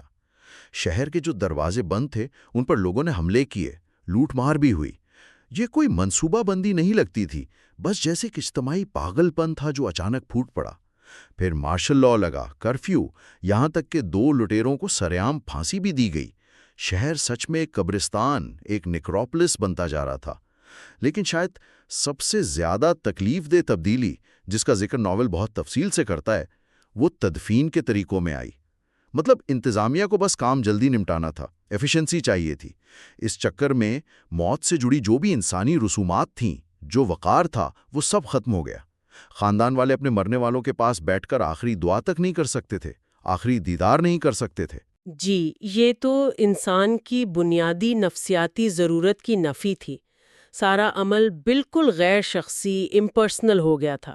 لاش ہسپتال سے سیدھی تابوت میں، گھر والے آئے، کاغذ پر دستخط کیے، بس گنتی کے چند لوگ ایک گاڑی میں قبرستان جا سکتے تھے۔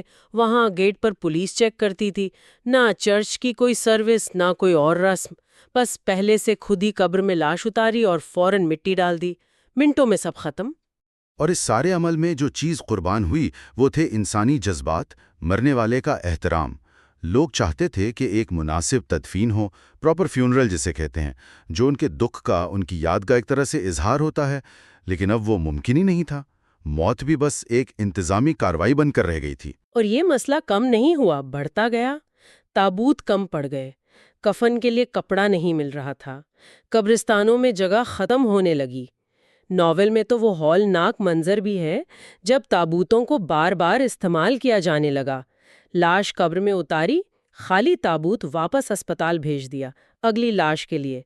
ایک ایمبولینس میں 5 لاشیں لائی جاتی، انہیں قبرستان کے ایک شیڈ میں رکھ دیا جاتا اپنی باری کا انتظار کرنے کے لیے۔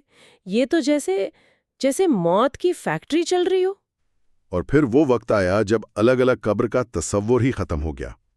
اجتماعی قبریں، میس گریوز کھودی جانے لگیں۔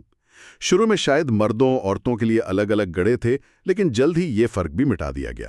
جی، بس لاشوں کو بے دردی سے ان گڑھوں میں پھینکا جاتا، اوپر سے وہ جراثیم کش چونا کوئک لائم ڈالا جاتا اور پھر مٹی۔ لواحقین کو بعد میں بس ایک رجسٹر پر دستخط کرنے ہوتے تھے، جیسے ان کے پیارے کی شناخت بھی مرنے کے بعد چھن گئی ہو۔ اور یہ کام کرنے والا عملہ، قبر کھودنے والے، لاشیں اٹھانے والے، وہ خود بھی تو خطرے میں تھے۔ وہ بھی بیمار پڑھ کر مر رہے تھے۔ عملے کی شدید کمی تھی۔ اور جو لوگ یہ گندے کام، مطلب یہ خطرناک کام کرنے پر راضی ہوتے تھے، وہ اکثر بہت غریب لوگ ہوتے تھے، کیونکہ ان کاموں کی تنخواہ زیادہ رکھی گئی تھی، گویا اپنی جان خطرے میں ڈالنے کی قیمت وصول کر رہے تھے۔ اگست ختم ہوتے ہوتے جب قبرستانوں میں بالکل جگہ نہیں رہی تو ایک اور، شاید پہلے سے بھی زیادہ غیر انسانی طریقہ اختیار کیا گیا۔ شہر کے باہر مشرق کی طرف ایک پرانا شمشان گھاٹ تھا، کریمیٹوریم۔ اسے دوبارہ کھولا گیا اور لاشوں کو جلانے کا، کریمیشن کا کام شروع ہوا۔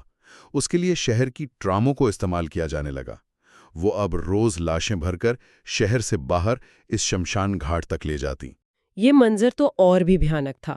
لاشوں سے لدی ٹرامیں شہر سے گزر رہی ہیں، اور پھر اس شمشان گھاٹ سے گاڑھا، کالا، بدبودار دھواں اٹھتا تھا جو میلوں تک محسوس ہوتا تھا۔ اس دھوئیں اور بو کی وجہ سے آس پاس رہنے والے لوگوں کو اپنے گھر چھوڑنے پڑے۔ حکام نے بدبو کم کرنے کے لیے کچھ مشینیں وغیرہ لگائیں، لیکن یہ موت کی ایک مستقل علامت بن گئی جو شہر کے اوپر منڈلا رہی تھی۔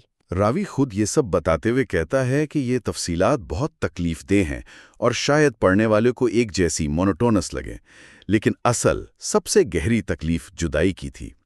شروع میں تو لوگوں کو اپنے بچھڑے ہوئے پیاروں کی یادیں بہت شدت سے آتی تھیں، ان کے چہرے، آوازیں، خوشبو، سب کچھ۔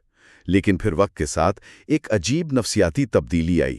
جی، وہ تبدیلی یہ تھی کہ یادیں دھندلانے لگیں، احساسات کند ہو گئے تھے، لوگ جیسے اندر سے بے حس ہو گئے تھے۔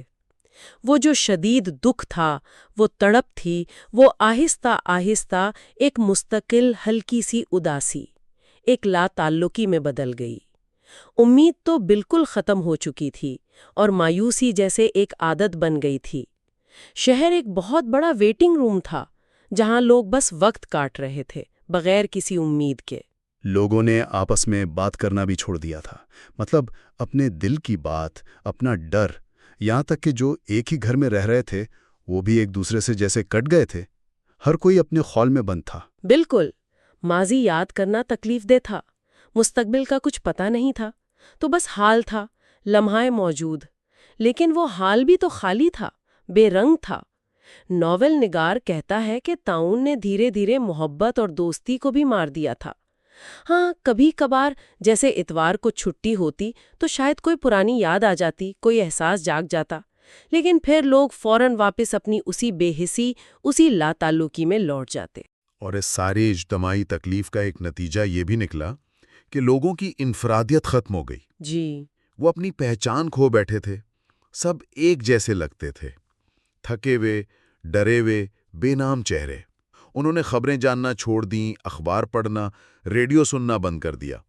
کیا پہنا ہے، کیا کھایا ہے، اس سے بھی کوئی فرق نہیں پڑتا تھا۔ جی، یہاں تک کہ وہ لوگ بھی جو شروع میں اپنے پیاروں سے جدائی کی وجہ سے ایک خاص قسم کے دکھ بھرے غرور میں تھے کہ میرا غم سب سے بڑا ہے، وہ احساس بھی ختم ہو گیا۔ سب ایک ہی کشتی میں سوار تھے، سب کا دکھ ایک جیسا تھا۔ یہ مصیبت اب ہر ایک کا ذاتی مسئلہ تھی۔ شہر کی آوازیں بدل گئی تھیں۔ اب گولی چلنے کی آواز تھی، سرکاری مہروں کی ٹھپ ٹھپ تھی، فائلوں کے انبار تھے، کبھی آگ لگنے کی خبر تھی۔ خوف اور بے روح قسم کی رسمی کارروائیاں ساتھ ساتھ چل رہی تھیں۔ سب جلا وطنی کی ایک ہی روٹی کھا رہے تھے اور اس امن کا انتظار کر رہے تھے جس کا دور دور تک کوئی نشان نہیں تھا۔ وہ جو کھانے پینے کی دکانوں پر لمبی قطاریں لگتی تھیں، وہ بھی اسی بے بسی، اسی انتظار کی تصویر تھیں۔ شام کا منظر، خاص طور پر جب وہ دھول اڑاتی سنہری روشنی ہوتی ہے اور خاموش ہجوم سڑکوں پر بس چل رہا ہوتا ہے بغیر کسی منزل کے۔ شہر کی جو معمول کی آوازیں ہوتی ہیں نا، ٹریفک، بازار، لوگوں کا شور، سب بند۔ ہاں، ان کی جگہ ایک عجیب سی، ہلکی سی، مسلسل سرسراہٹ نے لے لی تھی، جسے راوی طاعون کی آواز کہتا ہے۔ یہ کسی خاص چیز کی آواز نہیں تھی، بس ایک مجموعی کیفیت کا، ایک موجودگی کا احساس تھا۔ تو دی پلیگ کا یہ حصہ ہمیں یہ سکھاتا ہے یا یہ دکھاتا ہے کہ عالمیہ ٹریجڈی صرف کوئی بڑا اچانک حادثہ نہیں ہوتا، یہ وہ روزمرہ کی سست رفتار، تھکا دینے والی جد و جہد بھی ہے جو آپ کو مکمل غیر یقینی میں جینے کے لیے کرنی پڑتی ہے۔ اور عین کے لوگ ایک ایسی دنیا میں جی رہے ہیں جہاں کل کیا ہوگا کسی کو نہیں پتا، جہاں بنیادی انسانی جذبات، رشتے سب داؤ پر لگے ہوئے ہیں۔ یہ واقعی انسانی برداشت کی اور انسانی نفسیات کی انتہا کو دکھاتا ہے۔ یہ حصہ ہمیں سوچنے پر مجبور کرتا ہے کہ جب زندگی سے سب کچھ چھن جائے، معمول کی ہر چیز ختم ہو جائے، تو انسان کے پاس بچتا کیا ہے؟ یادیں، امید، محبت، دوستی، یہ چیزیں اس آزمائش کا کب تک مقابلہ کر پاتی ہیں؟ بالکل۔ اور اب آگے ہم دیکھیں گے کہ اسی مایوسی کے عالم میں کچھ کردار کیسے اس سے لڑنے کی کوشش کرتے ہیں، دوسروں کی مدد کے لیے کھڑے ہوتے ہیں، جبکہ کچھ مکمل طور پر ہار مان لیتے ہیں۔ یہاں ایک سوال ضرور ذہن میں آتا ہے جس پر شاید ہمارے سننے والے بھی سوچنا چاہیں کہ جب اس طرح انفرادیت ختم ہو جاتی ہے، جب سب ایک ہی اجتماعی مصیبت کا شکار ہو جاتے ہیں، تو کیا انسان کی جو اپنے اندرونی اخلاقیات ہے، اس کی مورالٹی، صحیح غلط کا جو پیمانہ ہے، کیا وہ بھی بدل جاتا ہے؟ کیا وہ کمزور پڑ جاتا ہے؟ ناول شاید سیدھا جواب نہ دے، لیکن اوران کی یہ حالت ہمیں اس سوال پر غور کرنے کی دعوت ضرور دیتی ہے۔ خوش آمدید۔ آج ہم البیر کامیو کے ناول دی پلیگ کے چوتھے حصے کو دیکھ رہے ہیں۔ ہمارے پاس اس حصے کے کچھ اقتباسات ہیں جن پر ہم آج بات کریں گے۔ تو کہانی کہاں پہنچی ہے؟ ستمبر اور اکتوبر کے مہینے ہیں، اوران شہر پر ایک شدید قسم کی تھکاوٹ طاری ہے۔ طاعون کی وبا ہے کہ ختم ہونے کا نام ہی نہیں لے رہی۔ جی۔ ڈاکٹر ریو اور اس کے ساتھی جو شروع میں شاید بس اپنا فرض سمجھ کر کام کر رہے تھے، اب وہ اس لمبی جدوجہد اور اپنی جسمانی اور ذہنی تھکن کو بہت شدت سے محسوس کر رہے ہیں۔ جی بالکل، اور شہر پر بھی ایک عجیب سی بے حسی، ایک لا تعلقی سی چھا گئی ہے۔ ہاں، ایسا لگتا ہے خبروں کا بھی اثر نہیں ہو رہا۔ ہاں بالکل، اور یہی وہ مرحلہ ہے جہاں آپ دیکھیں وبا کے خلاف جو جنگ ہے وہ زیادہ منظم تو ہوتی ہے، لیکن ساتھ ہی کئی زیادہ شدید بھی ہو جاتی ہے۔ ہم دیکھتے ہیں کہ وہ جو رضاکار ٹیمیں تھیں وہ اب پوری طرح متحرک ہیں۔ ڈاکٹر ریو اور ان کے ساتھی، امید کم ہوتی جا رہی ہے، لیکن وہ ہمت اور ذمہ داری دکھا رہے ہیں۔ صحیح۔ اور یہ حصہ یہ بھی دکھاتا ہے کہ لوگ کیسے مختلف رد عمل دے رہے ہیں۔ کچھ مذہب کی طرف جا رہے ہیں، کچھ سائنس اور عمل پر یقین رکھ رہے ہیں، اور کچھ جیسے ریو اور اس کے ساتھی ہیں وہ انسانی یکجہتی یعنی سولیڈیرٹی میں طاقت ڈھونڈ رہے ہیں۔ لیکن انفرادی جو بحران ہے وہ بھی گہرے ہو رہے ہیں۔ اور ماحول بھی عجیب ہے، شدید گرمی تھی، پھر بارشیں ہوئیں، مگر لوگوں میں وہ ایک عجیب سی بے حسی ہے۔ وبا کی خبریں بھی اب انہیں زیادہ آپ کہیں کہ ہلا نہیں رہی، متاثر نہیں کر رہی۔ جی۔ اسی دوران ریمبرٹ، جو پہلے شہر سے بھاگنا چاہتا تھا، وہ اب ایک کوارنٹینا اسٹیشن کا انچارج بن گیا ہے اور غریب گرینڈ وہ اپنی ذاتی پریشانیوں میں گھرا ہے، لیکن اب بھی پوری محنت سے وہ وبا کے اعداد و شمار جمع کر رہا ہے۔ ہاں، وہ لگا ہوا ہے اپنے کام میں۔ تو آئیے پہلے ان کرداروں پر جو دباؤ پڑ رہا ہے اس سے بات شروع کرتے ہیں۔ ٹھیک ہے۔ سبھی کردار تھکے ہوئے ہیں، خاص طور پہ ڈاکٹر ریو۔ اس میں ہم ایک بڑھتی ہوئی تھکن اور ایک طرح کی کیا کہیں جذباتی سختی سی دیکھتے ہیں۔ وہ روزانہ تشخیص کر رہا ہے، موت کی خبریں دے رہا ہے، جی، اور ایسا لگتا ہے جیسے اس کی حساسیت کم ہوتی جا رہی ہے۔ یہ پڑھ کر بھی نا بہت بوجھ محسوس ہوتا ہے۔ بالکل۔ ریو کی جو اندرونی کشمکش ہے وہ واقعی بہت گہری ہے۔ اس پر صرف تشخیص کا بوجھ نہیں ہے یا بری خبر دینے کا، بلکہ اپنی کوششوں کے باوجود لوگوں کو مرتے ہوئے دیکھنے کا جو جذباتی نقصان ہے نا، وہ بھی ہے۔ اسے شدت سے یہ احساس ہو رہا ہے کہ وہ بے بس ہے، کہ اس کا کام اب علاج کرنا نہیں، صرف بیماری کی شناخت کرنا رہ گیا ہے۔ ہاں، یہ بہت تکلیف دہ احساس ہوگا۔ بہت زیادہ۔ اور یہ بے بسی اسے اندر سے کھا رہی ہے۔ اس کے مقابلے میں آپ گرینڈ کو دیکھیں، اس کی خاموش برداشت ہے۔ وہ اپنی ذاتی تکلیف کو جیسے ایک طرف رکھ کر اپنے روزمرہ کے کام میں اعداد و شمار جمع کرنے میں پناہ لیتا ہے۔ لیکن وہ اندر سے پریشان تو ہے۔ وہ اپنی بیوی کے بارے میں جو کبھی کبھار سوچتا ہے وہ اس کی اندرونی پریشانی کو ظاہر کرتا ہے، اور لیکن وہ کام میں لگا رہتا ہے۔ اور اسی دوران تارو کی ڈائری ہمیں ایک اور دلچسپ کردار سے ملواتی ہے، کوتار۔ یہ وہ شخص ہے جو وبا کے دوران، عجیب بات ہے، مطمئن لگ رہا ہے، بلکہ شاید خوش۔ جی، یہ بہت عجیب ہے۔ تارو نوٹ کرتا ہے کہ کوتار جان بوجھ کر لوگوں سے تھوڑا فاصلہ رکھتا ہے، لیکن رابطے بھی قائم رکھتا ہے، جیسے وہ اس نئی افراتفری سے لطف اندوز ہو رہا ہو۔ ہاں، اور تارو کے نوٹس اس کی وجہ یہ بتاتے ہیں کہ کوتار نا وہ خود کو پہلے ہی معاشرے سے الگ سمجھتا تھا، ایک طرح کا مجرم یا مفرور۔ اچھا۔ تو وبا نے گویا سب کو برابر کر دیا ہے۔ پولیس کی توجہ اب اس پر نہیں رہی، وہ اپنی پریشانیوں میں خود کو کم تنہا محسوس کرتا ہے کیونکہ اب تو سبھی خطرے میں ہیں۔ تارو کے مطابق کوتار اس اجتماعی افراتفری سے، سماجی اصولوں کے ٹوٹنے سے اور یہاں تک کہ بلیک مارکیٹ سے بھی وہ فائدہ اٹھا رہا ہے۔ ایک طرح سے وہ اس صورتحال میں خود کو زیادہ آزاد محسوس کر رہا ہے، جو معاشرے کی حالت پر ایک تاریک تبصرہ ہے۔ بالکل۔ اسی سلسلے میں وہ اوپرا والا منظر بھی یاد آتا ہے جب تارو اور کوتار گلیک کا آرفیس دیکھنے جاتے ہیں۔ یہ منظر اپنے آپ میں ایک ستم ظریفی آئرنی ہے۔ ایک طرف تو یہ کوشش ہے کہ وبا کی وحشت کے بیچ میں خوبصورتی اور معمول کی زندگی تلاش کی جائے، جی ہاں، اور یہ ستم ظریفی یا آئرنی اس وقت اپنے عروج پر پہنچتی ہے جب آرفیس کا کردار ادا کرنے والا اداکار جو محبت اور موت پر گا رہا ہے، ہاں، وہ خود سٹیج پر تعاون کی وجہ سے گر جاتا ہے۔ یہ لمحہ دکھاتا ہے کہ وبا سے کوئی فرار نہیں ہے، یہ زندگی کے ہر پہلو میں، یہاں تک کہ آرٹ اور خوبصورتی میں بھی داخل ہو چکی ہے۔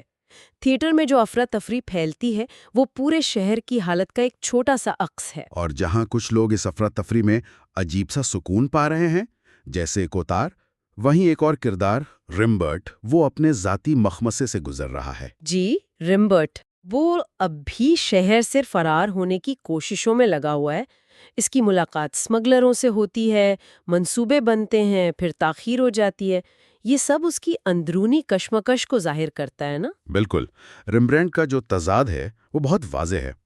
شروع میں اس کی پوری توجہ اپنی ذاتی خوشی پر تھی، پیرس میں اپنی محبوبہ کے پاس واپس جانا۔ ہاں، وہ اسی لیے آیا تھا۔ جی، لیکن جیسے جیسے وہ اوران میں وقت گزارتا ہے، وہاں کے لوگوں کی مشترکہ تکلیف کو دیکھتا ہے، اس کے اندر ایک انجانا سا تعلق، ایک ذمہ داری کا احساس پیدا ہونے لگتا ہے۔ اور دلچسپ بات یہ ہے کہ ریو اس پر کوئی فیصلہ نہیں سناتا۔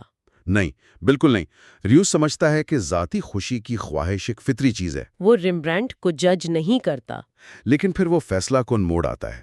رمبرینڈ کے فرار کا سارا انتظام ہو چکا ہے، اسے آدھی رات کو شہر سے نکلنا ہے۔ جی، اسے ہوتی ہے، اور پھر وہ ریو کے وارڈ کا منظر دیکھتا ہے۔ شدید گرمی، مریضوں کی تکلیف، تھکے ہارے ڈاکٹر اور نرسیں۔ اور فادر پینلوکس بھی وہیں کام کر رہے ہیں۔ ہاں، اور فادر پینلکس بھی ان کے ساتھ کام کر رہا ہے۔ یہ منظر اسے جیسے ہلا کر رکھ دیتا ہے۔ بالکل، یہ حقیقت کا سامنا ہے۔ وہ وہاں کی تکلیف، جدوجہد اور لوگوں کی خاموش قربانی کو اپنی آنکھوں سے دیکھتا ہے۔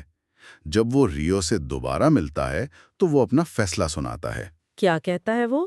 وہ کہتا ہے، اب تک میں ہمیشہ اس شہر میں خود کو اجنبی محسوس کرتا تھا، لیکن اب جو میں نے دیکھا ہے، میں جانتا ہوں کہ میں یہیں کا ہوں، چاہے میں چاہوں یا نہ چاہوں۔ یہ معاملہ سب کا ہے۔ واہ! یہ ناول کا ایک بہت اہم لمحہ ہے۔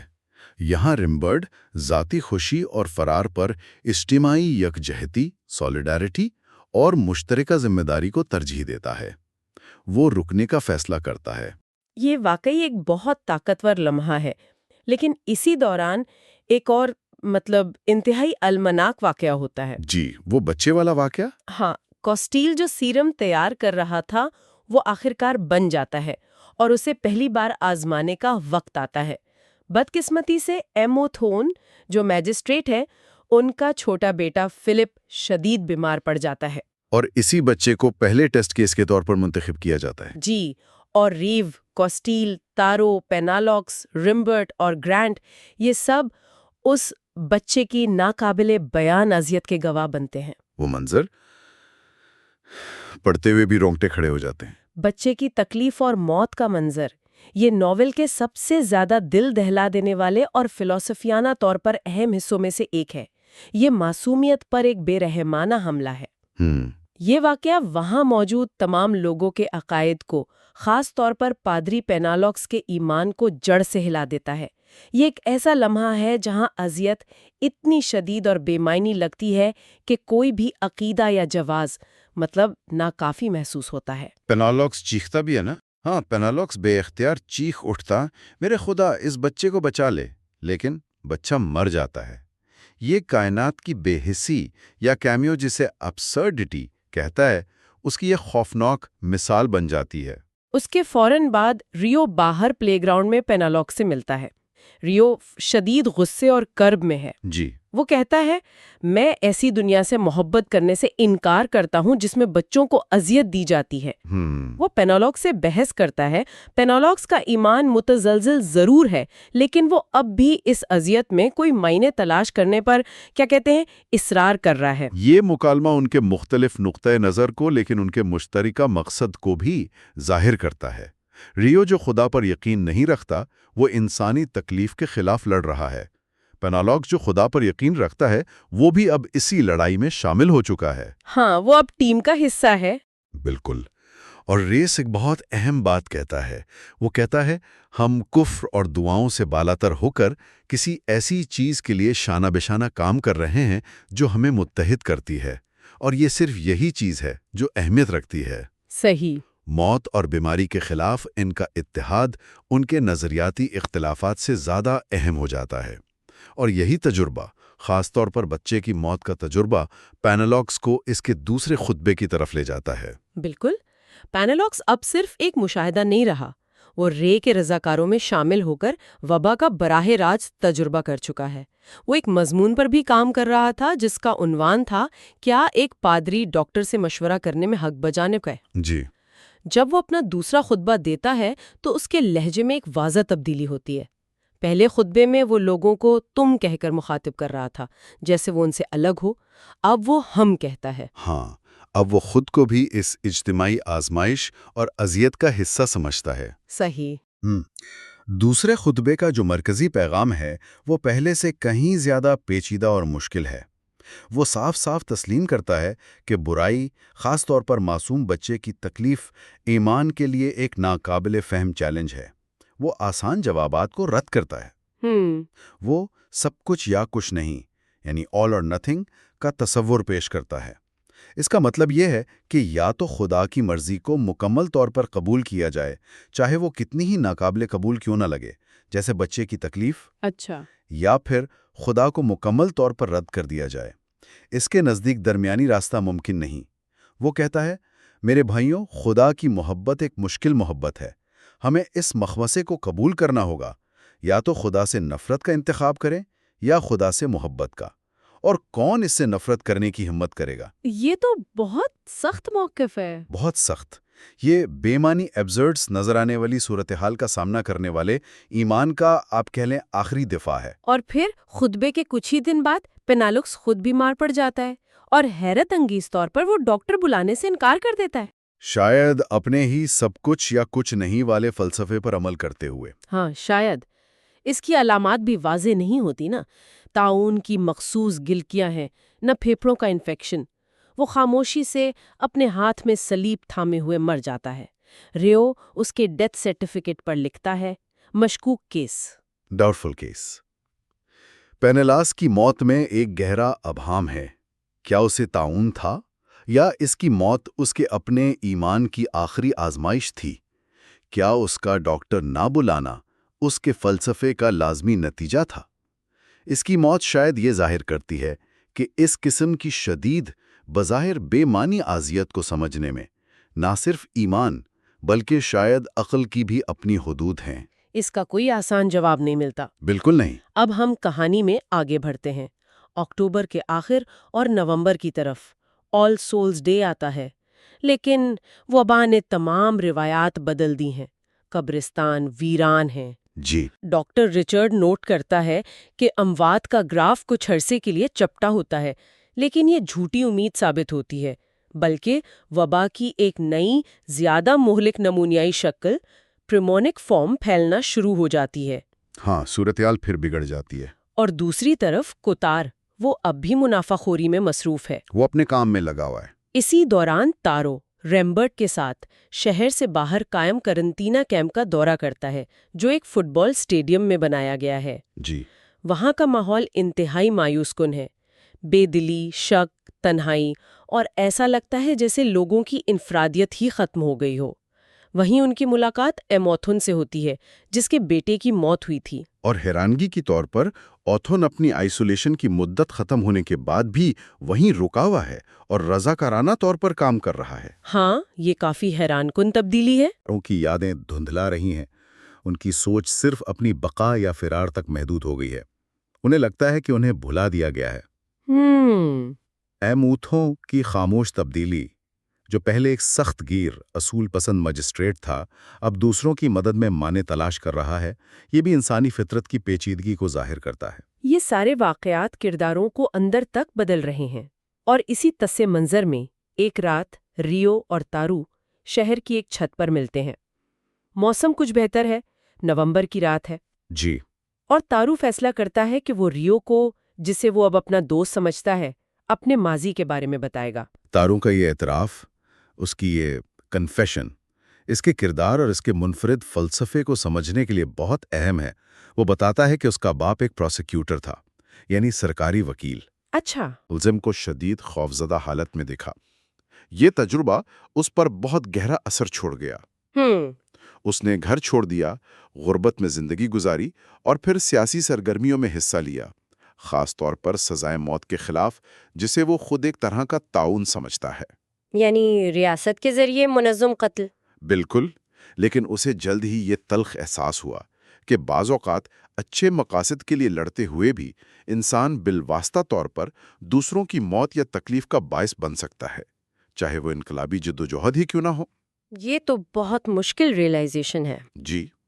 اس تجربے سے اس نے یہ نتیجہ اخذ کیا کہ ہم سب کے اندر کسی نہ کسی شکل میں تعاون موجود ہے، یعنی دوسروں کو نقصان پہنچانے، ان پر حکم چلانے یا انہیں ختم کرنے کی صلاحیت۔ اس کا مقصد خدا کے بغیر ولی، یعنی سینٹ وداؤٹ گاڈ بننا ہے۔ خدا کے بغیر ولی، اس کا کیا مطلب ہے؟ اس کا مطلب ہے سمجھ بوجھ، ہمدردی اور امن کی مسلسل کوشش کے ذریعے اپنے اور دوسروں کے اندر موجود اس تعاون سے لڑنا اور کم سے کم نقصان پہنچانے کی کوشش کرنا۔ وہ بنیادی طور پر امن چاہتا ہے۔ تارو کی یہ کہانی سننے کے بعد جو واقعی سوچنے پر مجبور کرتی ہے، ریو اور تارو ایک ساتھ سمندر میں تیرنے جاتے ہیں۔ یہ پوری جدوجہد کے بیچ میں ایک کیا کہیں خاموش پرسکون لمحہ ہے۔ جی، بہت خوبصورت منظر ہے وہ۔ رات کا سمندر، ستارے اور دو دوست جو وبا کی ہولناکی سے کچھ دیر کے لیے فرار حاصل کرتے ہیں، ایک دوسرے کی موجودگی میں سکون پاتے ہیں۔ یہ تیراکی کا منظر بہت علامتی ہے۔ یہ بھائی چارے کی، آزادی کی اور فطرت کی اس عظیم لاتعلقی کی علامت ہے جو انسانی جدوجہد سے بالکل بے نیاز ہے۔ صحیح۔ یہ لڑائی پر واپس جانے سے پہلے دوستی اور انسانی تعلق کی اہمیت کا ایک قیمتی لمحہ ہے۔ یہ دکھاتا ہے کہ شدید ترین بحران میں بھی انسانی رشتے سکون اور طاقت دے سکتے ہیں۔ دسمبر آ جاتا ہے، ایموتھونگ کی بیوی کرنٹینا سے رہا ہوتی ہے، لیکن وہ خود کیمپ میں واپس جانے کی درخواست کرتا ہے۔ اب اس سے وہاں دوسروں کی مدد کرنے میں ایک مقصد مل گیا ہے۔ اس کی زندگی بدل گئی ہے۔ بالکل۔ اور پھر کرسمس کے آس پاس ایک اور ڈرامائی واقعہ ہوتا ہے۔ گرانٹ، وہ خاموش کلرک، اچانک شدید بیمار پڑ جاتا ہے۔ جی گرانٹ۔ اس کی حالت اتنی خراب ہو جاتی ہے کہ وہ مایوسی کے عالم میں ریو سے اپنا مسودہ جلانے کو کہتا ہے، وہی مسودہ جس پر وہ برسوں سے کام کر رہا تھا اور جس کا پہلا جملہ وہ بار بار لکھتا اور مٹاتا تھا۔ ہاں، اس کی زندگی کا مقصد جیسے وہی تھا۔ لیکن پھر ایک غیر متوقع، تقریباً معجزاتی تبدیلی آتی ہے۔ گرانٹ کی حالت اچانک بہتر ہونا شروع ہو جاتی ہے، وہ صحت یاب ہو جاتا ہے۔ یہ تو کمال ہو گیا۔ یہ نہ صرف گرانٹ کی ذاتی فتح ہے، بلکہ یہ ناول میں ایک اہم موڑ بھی ہے۔ اس کی صحت یابی وبا کے حقیقی معنوں میں کمزور پڑنے کے پہلے ٹھوس آثار کے ساتھ ملتی ہے۔ اور پھر آخری اور سب سے واضح امید افزا نشانی نظر آتی ہے۔ چوہے۔ ہاں، شہر میں چوہے دوبارہ نظر آنا شروع ہو جاتے ہیں۔ وہی چوہے جن کی بڑے پیمانے پر موت سے وبا کا آغاز ہوا تھا، اب ان کی واپسی زندگی کی واپسی کا اشارہ ہے۔ اور جلد ہی اموات کی کم ہوتی ہوئی شرح سے اس بات کی تصدیق بھی ہو جاتی ہے۔ تو حصہ چوہارم امید کی ایک ہلکی سی کرن پر ختم ہوتا ہے۔ جی بالکل۔ تو خلاصہ یہ ہے کہ دی پلیگ کے اس چوتھے حصے میں ہم نے جدوجہد کو اس کے عروج پر دیکھا۔ کردار شدید ذاتی آزمائشوں سے گزرے۔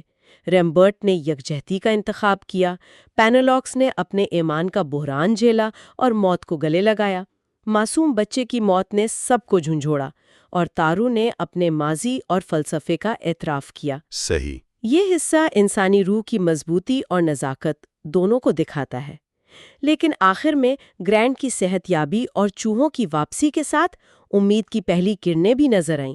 بالکل۔ اس حصے میں بنیادی موضوعات مزید گہرے ہوتے ہیں، انسانی ہمت اور کمزوری، اور مشکل حالات میں لوگوں کے اختیار کردہ مختلف راستے۔ کچھ نے عمل، ہمدردی اور یکجہتی میں معنی ڈھونڈا، جیسے ریو، تارو، ریمبرٹ، گرانٹ۔ کچھ نے ایمان کی پیچیدگیوں کا سامنا کیا، جیسے پینلوکس، اور کچھ نے خود غرضی میں پناہ لی، جیسے کوتار۔ ہاں، یہ جنگ صرف بیماری کے خلاف نہیں تھی، بلکہ مایوسی، بے معنویت، میننگ لیسنس اور خود خوف کے خلاف بھی تھی۔ یہ کمیو کی دنیا کی بے معنویت یعنی ابسرڈٹی اور اس کے خلاف انسان کی مسلسل بغاوت یعنی ریولٹ کی عکاسی کرتا ہے۔ جیسا کہ ہم نے کہا، کچھ لوگ عمل اور ہمدردی میں معنی پاتے ہیں، دوسرے ایمان میں، لیکن سبھی کسی نہ کسی طرح اس خوف اور بے معنویت کے خلاف لڑ رہے ہیں۔ اور یہ ہمیں ایک حتمی غور طلب نقطے پر لاتا ہے، جو خاص طور پر تارو کے کردار سے جڑا ہے۔ تارو خدا کے بغیر ولی بننے کی کوشش کر رہا تھا۔ جی۔ آؤن جیسی بڑی بظاہر بےایمانی اذیت کے سامنے اچھا یا اخلاقی ہونے کا حقیقی مطلب کیا ہے؟ کیا کوئی شخص کسی الہی وضاحت یا انعام کی امید کے بغیر صرف انسانی ہمدردی، سمجھ بوجھ اور عمل کی بنیاد پر اپنی اخلاقیات قائم کر سکتا ہے اور بامانی زندگی گزار سکتا ہے؟ تارو اور ریو دونوں کی زندگیاں اسی مشکل سوال کا جواب دینے کی ایک کوشش نظر آتی ہیں۔ یہ واقعی ایک گہرا سوال ہے جس پر غور کرنے کی ضرورت ہے۔ اگلے اور آخری حصے میں ہم دیکھیں گے کہ اوران شہر اور اس کے باشندوں پر یہ طویل اور تکلیف دہ آزمائش کیسے ختم ہوتی ہے، اور وہ اس تجربے سے کیا سبق سیکھتے ہیں یا شاید نہیں سیکھتے۔ ہمارے ساتھ رہیے گا۔ خوش آمدید۔ آج ہم البرٹ کامیو کے مشہور زمانہ ناول طاعون کے آپ کہہ لیں آخری پڑاؤ پر بات کریں گے۔ یہ 5واں حصہ ہے۔ جی بالکل، اور یہ حصہ بہت اہم ہے کیونکہ یہ صرف کہانی کو سمیٹتا نہیں بلکہ بہت گہرے سوالات اٹھاتا ہے۔ ہاں، پچھلی گفتگو میں ہم نے دیکھا تھا کہ شہر اوران کیسے وبا کی گرفت میں تھا، کیسے کردار جد و جہد کر رہے تھے۔ اب دیکھنا ہے کہ انجام کیا ہوا۔ ہمارے پاس اس حصے کے کچھ اہم نکات ہیں، واقعات ہیں۔ بالکل، اور صرف یہ نہیں کہ انجام کیا ہوا، بلکہ یہ کہ جب وبا کمزور پڑی تو لوگوں نے کیسا رد عمل دکھایا۔ امید کیسے جاگی، کرداروں نے ذاتی طور پر کیا کھویا، کیا پایا، اور سب سے بڑھ کر کامیو ہمیں انسانی وجود اور ہماری جدوجہد کے بارے میں کیا پیغام دے رہا ہے، کوشش کرتے ہیں اسے سمجھنے کی۔ ٹھیک ہے، تو کہانی میں ایک غیر متوقع موڑ آتا ہے۔ مہینوں کی تبالی کے بعد لگتا ہے جیسے طاعون کی طاقت کم ہو رہی ہے۔ جنوری کا مہینہ، سخت سردی اور اموات کی تعداد کم ہونے لگتی ہے۔ یہ ایک امید کی کرن تھی، ہے نا؟ یقین نہیں آ رہا تھا، سرکاری اعداد و شمار بہتر ہو رہے تھے، وہ جو ڈاکٹروں کے سیرم تھے وہ بھی کچھ زیادہ مؤثر لگ رہے تھے۔ اچھا؟ جی، اور کچھ کیسز میں تو بڑی حیران کن صحت یابیاں بھی ہوئیں، جیسے وہ ایم اوتھن تھے۔ لیکن پھر بھی ایک آپ کہہ لیں شک کی فضا تھی شہر میں۔ یہ بات دلچسپ ہے، امید پر بھی سب کا رد عمل ایک جیسا نہیں تھا، کچھ لوگ بے صبرے ہو رہے تھے۔ بالکل، بہت بے صبرے۔ مہینوں کی قید تھی، پابندیاں تھیں، اعصاب جواب دے رہے تھے لوگوں کے۔ انہیں ڈر تھا کہ کہیں یہ امید بھی جھوٹی نہ نکل جائے، بس جلدی سے یہ عذاب ختم ہو۔ سمجھ آتا ہے۔ جی، اور دوسری طرف ظاہر ہے کچھ لوگ ایسے بھی ہوں گے جو بدلتی صورتحال میں اپنا کوئی فائدہ دیکھ رہے ہوں گے۔ یہ انسانی فطرت ہے، بحران میں بھی یہ رنگ نظر آتے ہیں۔ اور پھر آخر کار 25 جنوری کو اعلان ہو جاتا ہے۔ جی، سرکاری اعلان ہوتا ہے کہ وبا پر قابو پا لیا گیا ہے اور یہ آہستہ آہستہ ختم ہو رہی ہے، لیکن احتیاطاً شہر کے دروازے ابھی 2 ہفتے اور بند رہیں گے۔ تو اس خبر پر شہر کا کیا رد عمل تھا؟ ایک دم خوشی؟ ہاں، ایک دم جیسے جان پڑ گئی شہر میں۔ اسی رات لوگ سڑکوں پر نکل آئے، جشن کا سما تھا، شور، ہنسی، نعرے، لگتا تھا مہینوں کا دبا ہوا غبار نکل رہا ہے۔ ایک اجتماعی خوشی تھی وہ۔ لیکن ناول میں یہ بھی ذکر ہے کہ بہت سے گھروں کے دروازے بند تھے، وہ اس خوشی میں شریک نہیں تھے۔ اور یہی تو کامیو کی خاص بات ہے، وہ دکھاتا ہے کہ اجتماعی خوشی بھی کتنی ادھوری ہو سکتی ہے۔ ان بند دروازوں کے پیچھے سوگ تھا، تنہائی تھی، انتظار تھا۔ وہ لوگ جن کے پیارے ہسپتالوں میں تھے یا قرنطینہ میں، یا جو اس وبا میں کھو چکے تھے اپنوں کو، ان کے لیے تو یہ باہر کا شور شاید اور تکلیف دہ ہو۔ تو خوشی اور غم ایک ساتھ، ایک ہی شہر میں، بڑا عجیب منظر ہے۔ اسی رات تارو، ریو اور رمبرٹ بھی باہر نکلتے ہیں، اور تارو کو کئی مہینوں بعد ایک بلی نظر آتی ہے۔ وہ مسکراتا ہے، یہ بھی شاید امید کی کوئی علامت تھی۔ اچھا، تو جیسے جیسے وبا پیچھے ہٹتی ہے، کہانی کرداروں کی ذاتی زندگیوں، ان کی اندرونی کیفیت پر زیادہ توجہ دیتی ہے۔ تارو کی ڈائری، ڈاکٹر ریو کے مشاہدات، یہ اہم ہو جاتے ہیں۔ جی بالکل، تارو اپنی ڈائری میں کوتار کا ذکر کرتا ہے۔ وہ بڑا عجیب کردار ہے۔ ہاں، وہ شخص جو پولیس سے بھاگ رہا تھا۔ وہی، اس کے لیے تو وبا ایک طرح سے آزادی تھی، ہے نا؟ افراتفری میں کوئی اس کی طرف توجہ نہیں دے رہا تھا۔ اب جب وبا ختم ہونے کی بات ہوئی تو وہ سخت پریشان ہو گیا۔ اسے ڈر لگ گیا کہ اب معمول کی زندگی آئے گی، قانون کا شکنجہ واپس آئے گا۔ اچھا، تو وہ تاروں سے بحث بھی کرتا ہے اس پر؟ جی، وہ تاروں سے پوچھتا ہے، کیا واقعی سب کچھ پہلے جیسا ہو جائے گا؟ کیا لوگ بھول جائیں گے؟ اسے یقین نہیں آتا۔ تو مطلب کچھ لوگوں کے لیے یہ افراتفری ایک قسم کی پناہ بن گئی تھی؟ کہہ سکتے ہیں۔ کوتار جیسے کردار کے لیے تو یہ نظام کا ٹوٹنا فائدہ مند تھا۔ معمول کی بحالی اس کے لیے خطرہ تھی، اور اس کا یہ ڈر سچ بھی ثابت ہوتا ہے۔ 2 سرکاری اہلکار آ کر اس سے پوچھ گچھ کرتے ہیں اور وہ گھبرا کر بھاگ جاتا ہے۔ جی، یہ دکھاتا ہے کہ وبا کا خاتمہ بھی سب کے لیے خوشخبری نہیں تھی۔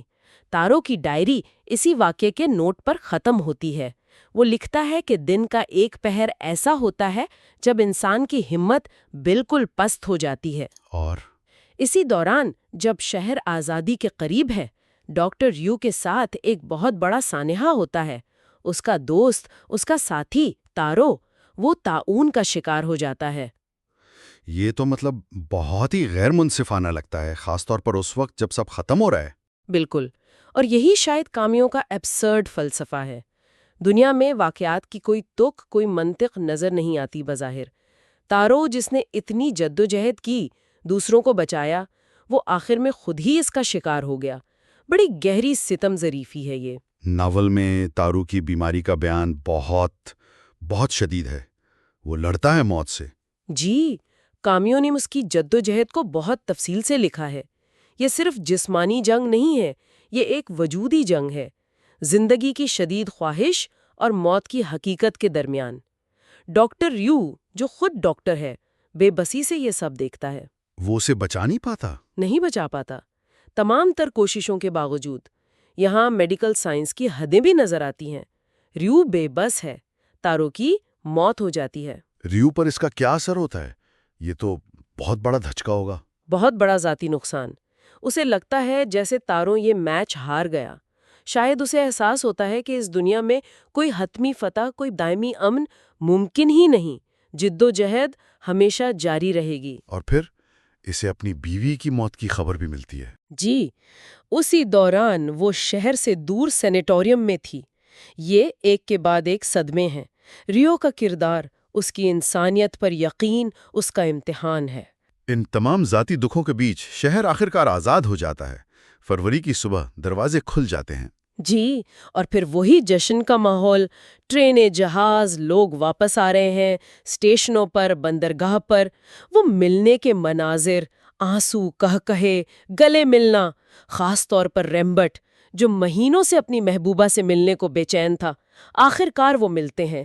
یہ مناظر بتاتے ہیں کہ انسانی تعلق، محبت کتنی اہم ہے، جس کے لیے لوگ ترستے رہے تھے۔ لیکن کیا یہ خوشی، یہ ملاپ سب زخم بھر دیتا ہے؟ کیا سب پہلے جیسا ہو جاتا ہے؟ نہیں، شاید نہیں۔ کامیو یہ بھی دکھاتا ہے، اس خوشی کے ساتھ ساتھ وہ گہرا، خاموش غم بھی ہے۔ ان لوگوں کا جنہوں نے اپنے پیارے کھو دیے، ان کے لیے یہ آزادی، یہ جشن شاید نامکمل ہے۔ سڑکوں پر ناچتے لوگ، گھنٹیاں، روشنیاں، یہ سب اس خالی پن کو نہیں بھر سکتی جو پیاروں کے جانے سے پیدا ہوا ہے۔ اجتماعی خوشی کے نیچے انفرادی دکھ کی ایک لہر ہے جو بہتی رہتی ہے۔ اور لوگ اس آزادی کا اظہار بھی مختلف طریقوں سے کر رہے ہوں گے۔ بالکل، کچھ تو جیسے دیوانے ہو گئے ہیں، شاید ماضی کو بھلانے کی کوشش میں، لیکن کچھ لوگ جنہوں نے اس سب کو قریب سے دیکھا ہے، جیسے ڈاکٹر ریو، وہ زیادہ سنجیدہ ہیں، زیادہ غور و فکر میں ہیں۔ وہ جانتے ہیں کہ اس آزادی کی قیمت کیا ہے۔ اور اسی موقع پر ڈاکٹر ریو یہ انکشاف کرتا ہے کہ کہانی کا راوی وہی ہے۔ یہ ایک اہم موڑ ہے۔ اس نے یہ سب کیوں لکھا؟ بہت اہم نکتہ ہے یہ۔ وہ کہتا ہے کہ اس نے یہ سب اس لیے لکھا تاکہ وہ ایک غیر جانبدار گواہ بن سکے، ان واقعات کی شہادت دے سکیں، ان تمام لوگوں کی یاد میں جنہوں نے تکلیفیں اٹھائیں، جد و جہد کی، جو ناانصافی کا شکار ہوئے۔ اس کا مقصد صرف کہانی سنانا نہیں، بلکہ اس تجربے کو، اس کی سچائی کو محفوظ کرنا ہے، تاکہ اسے بھلایا نہ جائے۔ تو کہانی لکھنا بھی ایک طرح کی ذمہ داری ہے۔ یقیناً، ریو کے لیے یہ سچ کو ریکارڈ کرنا ہے، مرنے والوں کو یاد رکھنا ہے۔ وہ شہر کے ہجوم کو دیکھتا ہے، لوگوں کی ملنے کی خواہش، امن کی تلاش۔ اسے احساس ہوتا ہے کہ انسان سب سے بڑھ کر محبت چاہتا ہے، انسانی تعلق چاہتا ہے۔ تنہائی سب سے بڑی سزا ہے۔ لیکن آزادی کا یہ جشن بھی پوری طرح پرامن نہیں رہتا۔ کوتار کا کیا ہوا؟ ہاں، کوتار، وہ جو پہلے ہی کنارے پر تھا، وہ مکمل طور پر اپنا ذہنی توازن کھو دیتا ہے۔ وہ اپنے فلیٹ سے نیچے سڑک پر لوگوں پر فائرنگ شروع کر دیتا ہے۔ ارے! جی، شہر میں پھر افراتفری، پولیس آتی ہے، مقابلہ ہوتا ہے اور وہ گرفتار ہو جاتا ہے۔ یہ واقعہ آزادی کے جشن پر ایک بدنما داغ جیسا ہے۔ یہ یاد دلاتا ہے کہ انسانی فطرت کی تاریکیاں وبا کے ساتھ ختم نہیں ہو جاتی۔ کہانی کے بالکل آخر میں ڈاکٹر ریو اپنے ایک بوڑھے مریض سے ملتا ہے، دمے کا مریض۔ وہ کیا کہتا ہے؟ وہ بوڑھا آدمی بس ایک عام سا سوال پوچھتا ہے کہ کیا تعاون میں مرنے والوں کی کوئی یادگار بنے گی؟ یہ بھی اہم سوال ہے۔ ہم آفات کے بعد کیا یاد رکھتے ہیں، کیسے یاد رکھتے ہیں؟ ریو شہر کی چھت سے نیچے لوگوں کو جشن مناتے دیکھتا ہے، لیکن وہ خود اس خوشی سے الگ تھلگ ہے۔ وہ کیا سوچ رہا ہے؟ وہ جانتا ہے اس نے کیا دیکھا ہے، کیا کھویا ہے۔ وہ خود سے ایک طرح کا عہد کرتا ہے کہ وہ یہ تاریخ لکھے گا، نہ صرف مرنے والوں کے لیے، بلکہ یہ دکھانے کے لیے بھی کہ بدترین حالات میں بھی انسانوں میں قابل نفرت چیزوں سے زیادہ قابل تعریف چیزیں ہوتی ہیں۔ یعنی ہمدردی، بہادری۔ جی، ہمدردی، بہادری، ایک دوسرے کا ساتھ دینا، یہ جذبے بھی تو تھے نا۔ اور پھر وہ ایک بہت اہم بلکہ کچھ خوفناک سی بات سوچتا ہے آخر میں۔ جی ہاں، وہ نتیجہ اخذ کرتا ہے۔ ریو کو احساس ہوتا ہے کہ یہ خوشی، یہ آزادی شاید ہمیشہ نہ رہے۔ وہ جانتا ہے کتابوں سے، تجربے سے کہ طاعون کا جو جراثیم ہے وہ کبھی مکمل طور پر مرتا نہیں، ختم نہیں ہوتا۔ اچھا، وہ صرف غیر فعال ہو جاتا ہے، سو جاتا ہے، کہیں چھپ جاتا ہے، فرنیچر میں، کپڑوں میں، تہہ خانوں میں، اور سالوں دہائیوں تک انتظار کرتا ہے۔ اور پھر؟ کسی بھی دن واپس آ سکتا ہے۔ بالکل، یہی کامیوں کا مرکزی پیغام ہے۔ طاعون صرف بیماری نہیں، یہ ایک علامت ہے، ایک استعارہ ہے۔ یہ برائی کی، ظلم کی، ناانصافی کی، انسانی مصائب کی علامت ہے جو ہمیشہ ہمارے درمیان موجود رہتی ہے، چاہے ہم اسے پہچانیں یا نہ۔ ریو جانتا ہے کہ کسی بھی دن یہ طاعون پھر جاگ سکتا ہے اور کسی بھی ہنستے بستے شہر میں موت بانٹنے آ سکتا ہے۔ تو مطلب اصل جدوجہد کبھی ختم نہیں ہوتی۔ میرا خیال ہے یہی نکتہ ہے۔ دکھ، موت، یہ زندگی کی حقیقتیں ہیں۔ سوال یہ نہیں کہ ان سے بچیں کیسے، سوال یہ ہے کہ جب یہ آئیں تو ہم سامنا کیسے کریں۔ کیا ہم ایمانداری سے، ہمدردی سے، مل جل کر ذمہ داری سے سامنا کرتے ہیں، یا خوف، خود غرضی، مایوسی میں ڈوب جاتے ہیں؟ اور آن کی کہانی یہی یاد دلاتی ہے کہ دنیا کی تمام تر بے معنویت کے باوجود انسان کے پاس انتخاب ہے، وقار کا، محبت کا، ذمہ داری کا۔ تو طاعون کا یہ آخری حصہ ہمیں امید، نقصان، جدوجہد، انسانی فطرت کی یہ سب ملے جلے رنگ دکھاتا ہے۔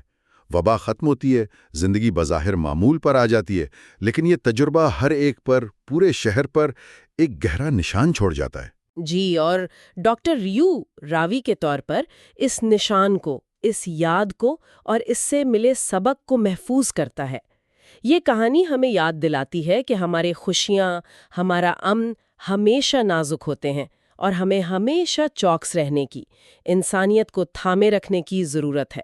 اس گہری اور واقعی سوچنے پر مجبور کرنے والی گفتگو میں ہمارے ساتھ رہنے کا شکریہ۔ ہم سننے والوں کے لیے ایک سوال چھوڑ جاتے ہیں جس پر وہ غور کر سکتے ہیں۔ کیا واقعی بڑی آفات، بڑے بحران ہمیں مستقل طور پر بدل دیتے ہیں؟ کیا ہم بطور فرد، بطور معاشرہ، واقعی تاریخ سے، اپنی تکلیفوں سے سبق سیکھتے ہیں؟ یا وقت گزرنے پر، خطرہ ٹلنے پر ہم پھر سے غافل ہو جاتے ہیں؟ یہ وہ سوال ہے جو کامیوں کا ناول آج بھی ہم سے پوچھ رہا ہے۔ کہانی نامہ کے ساتھ جڑے رہیے۔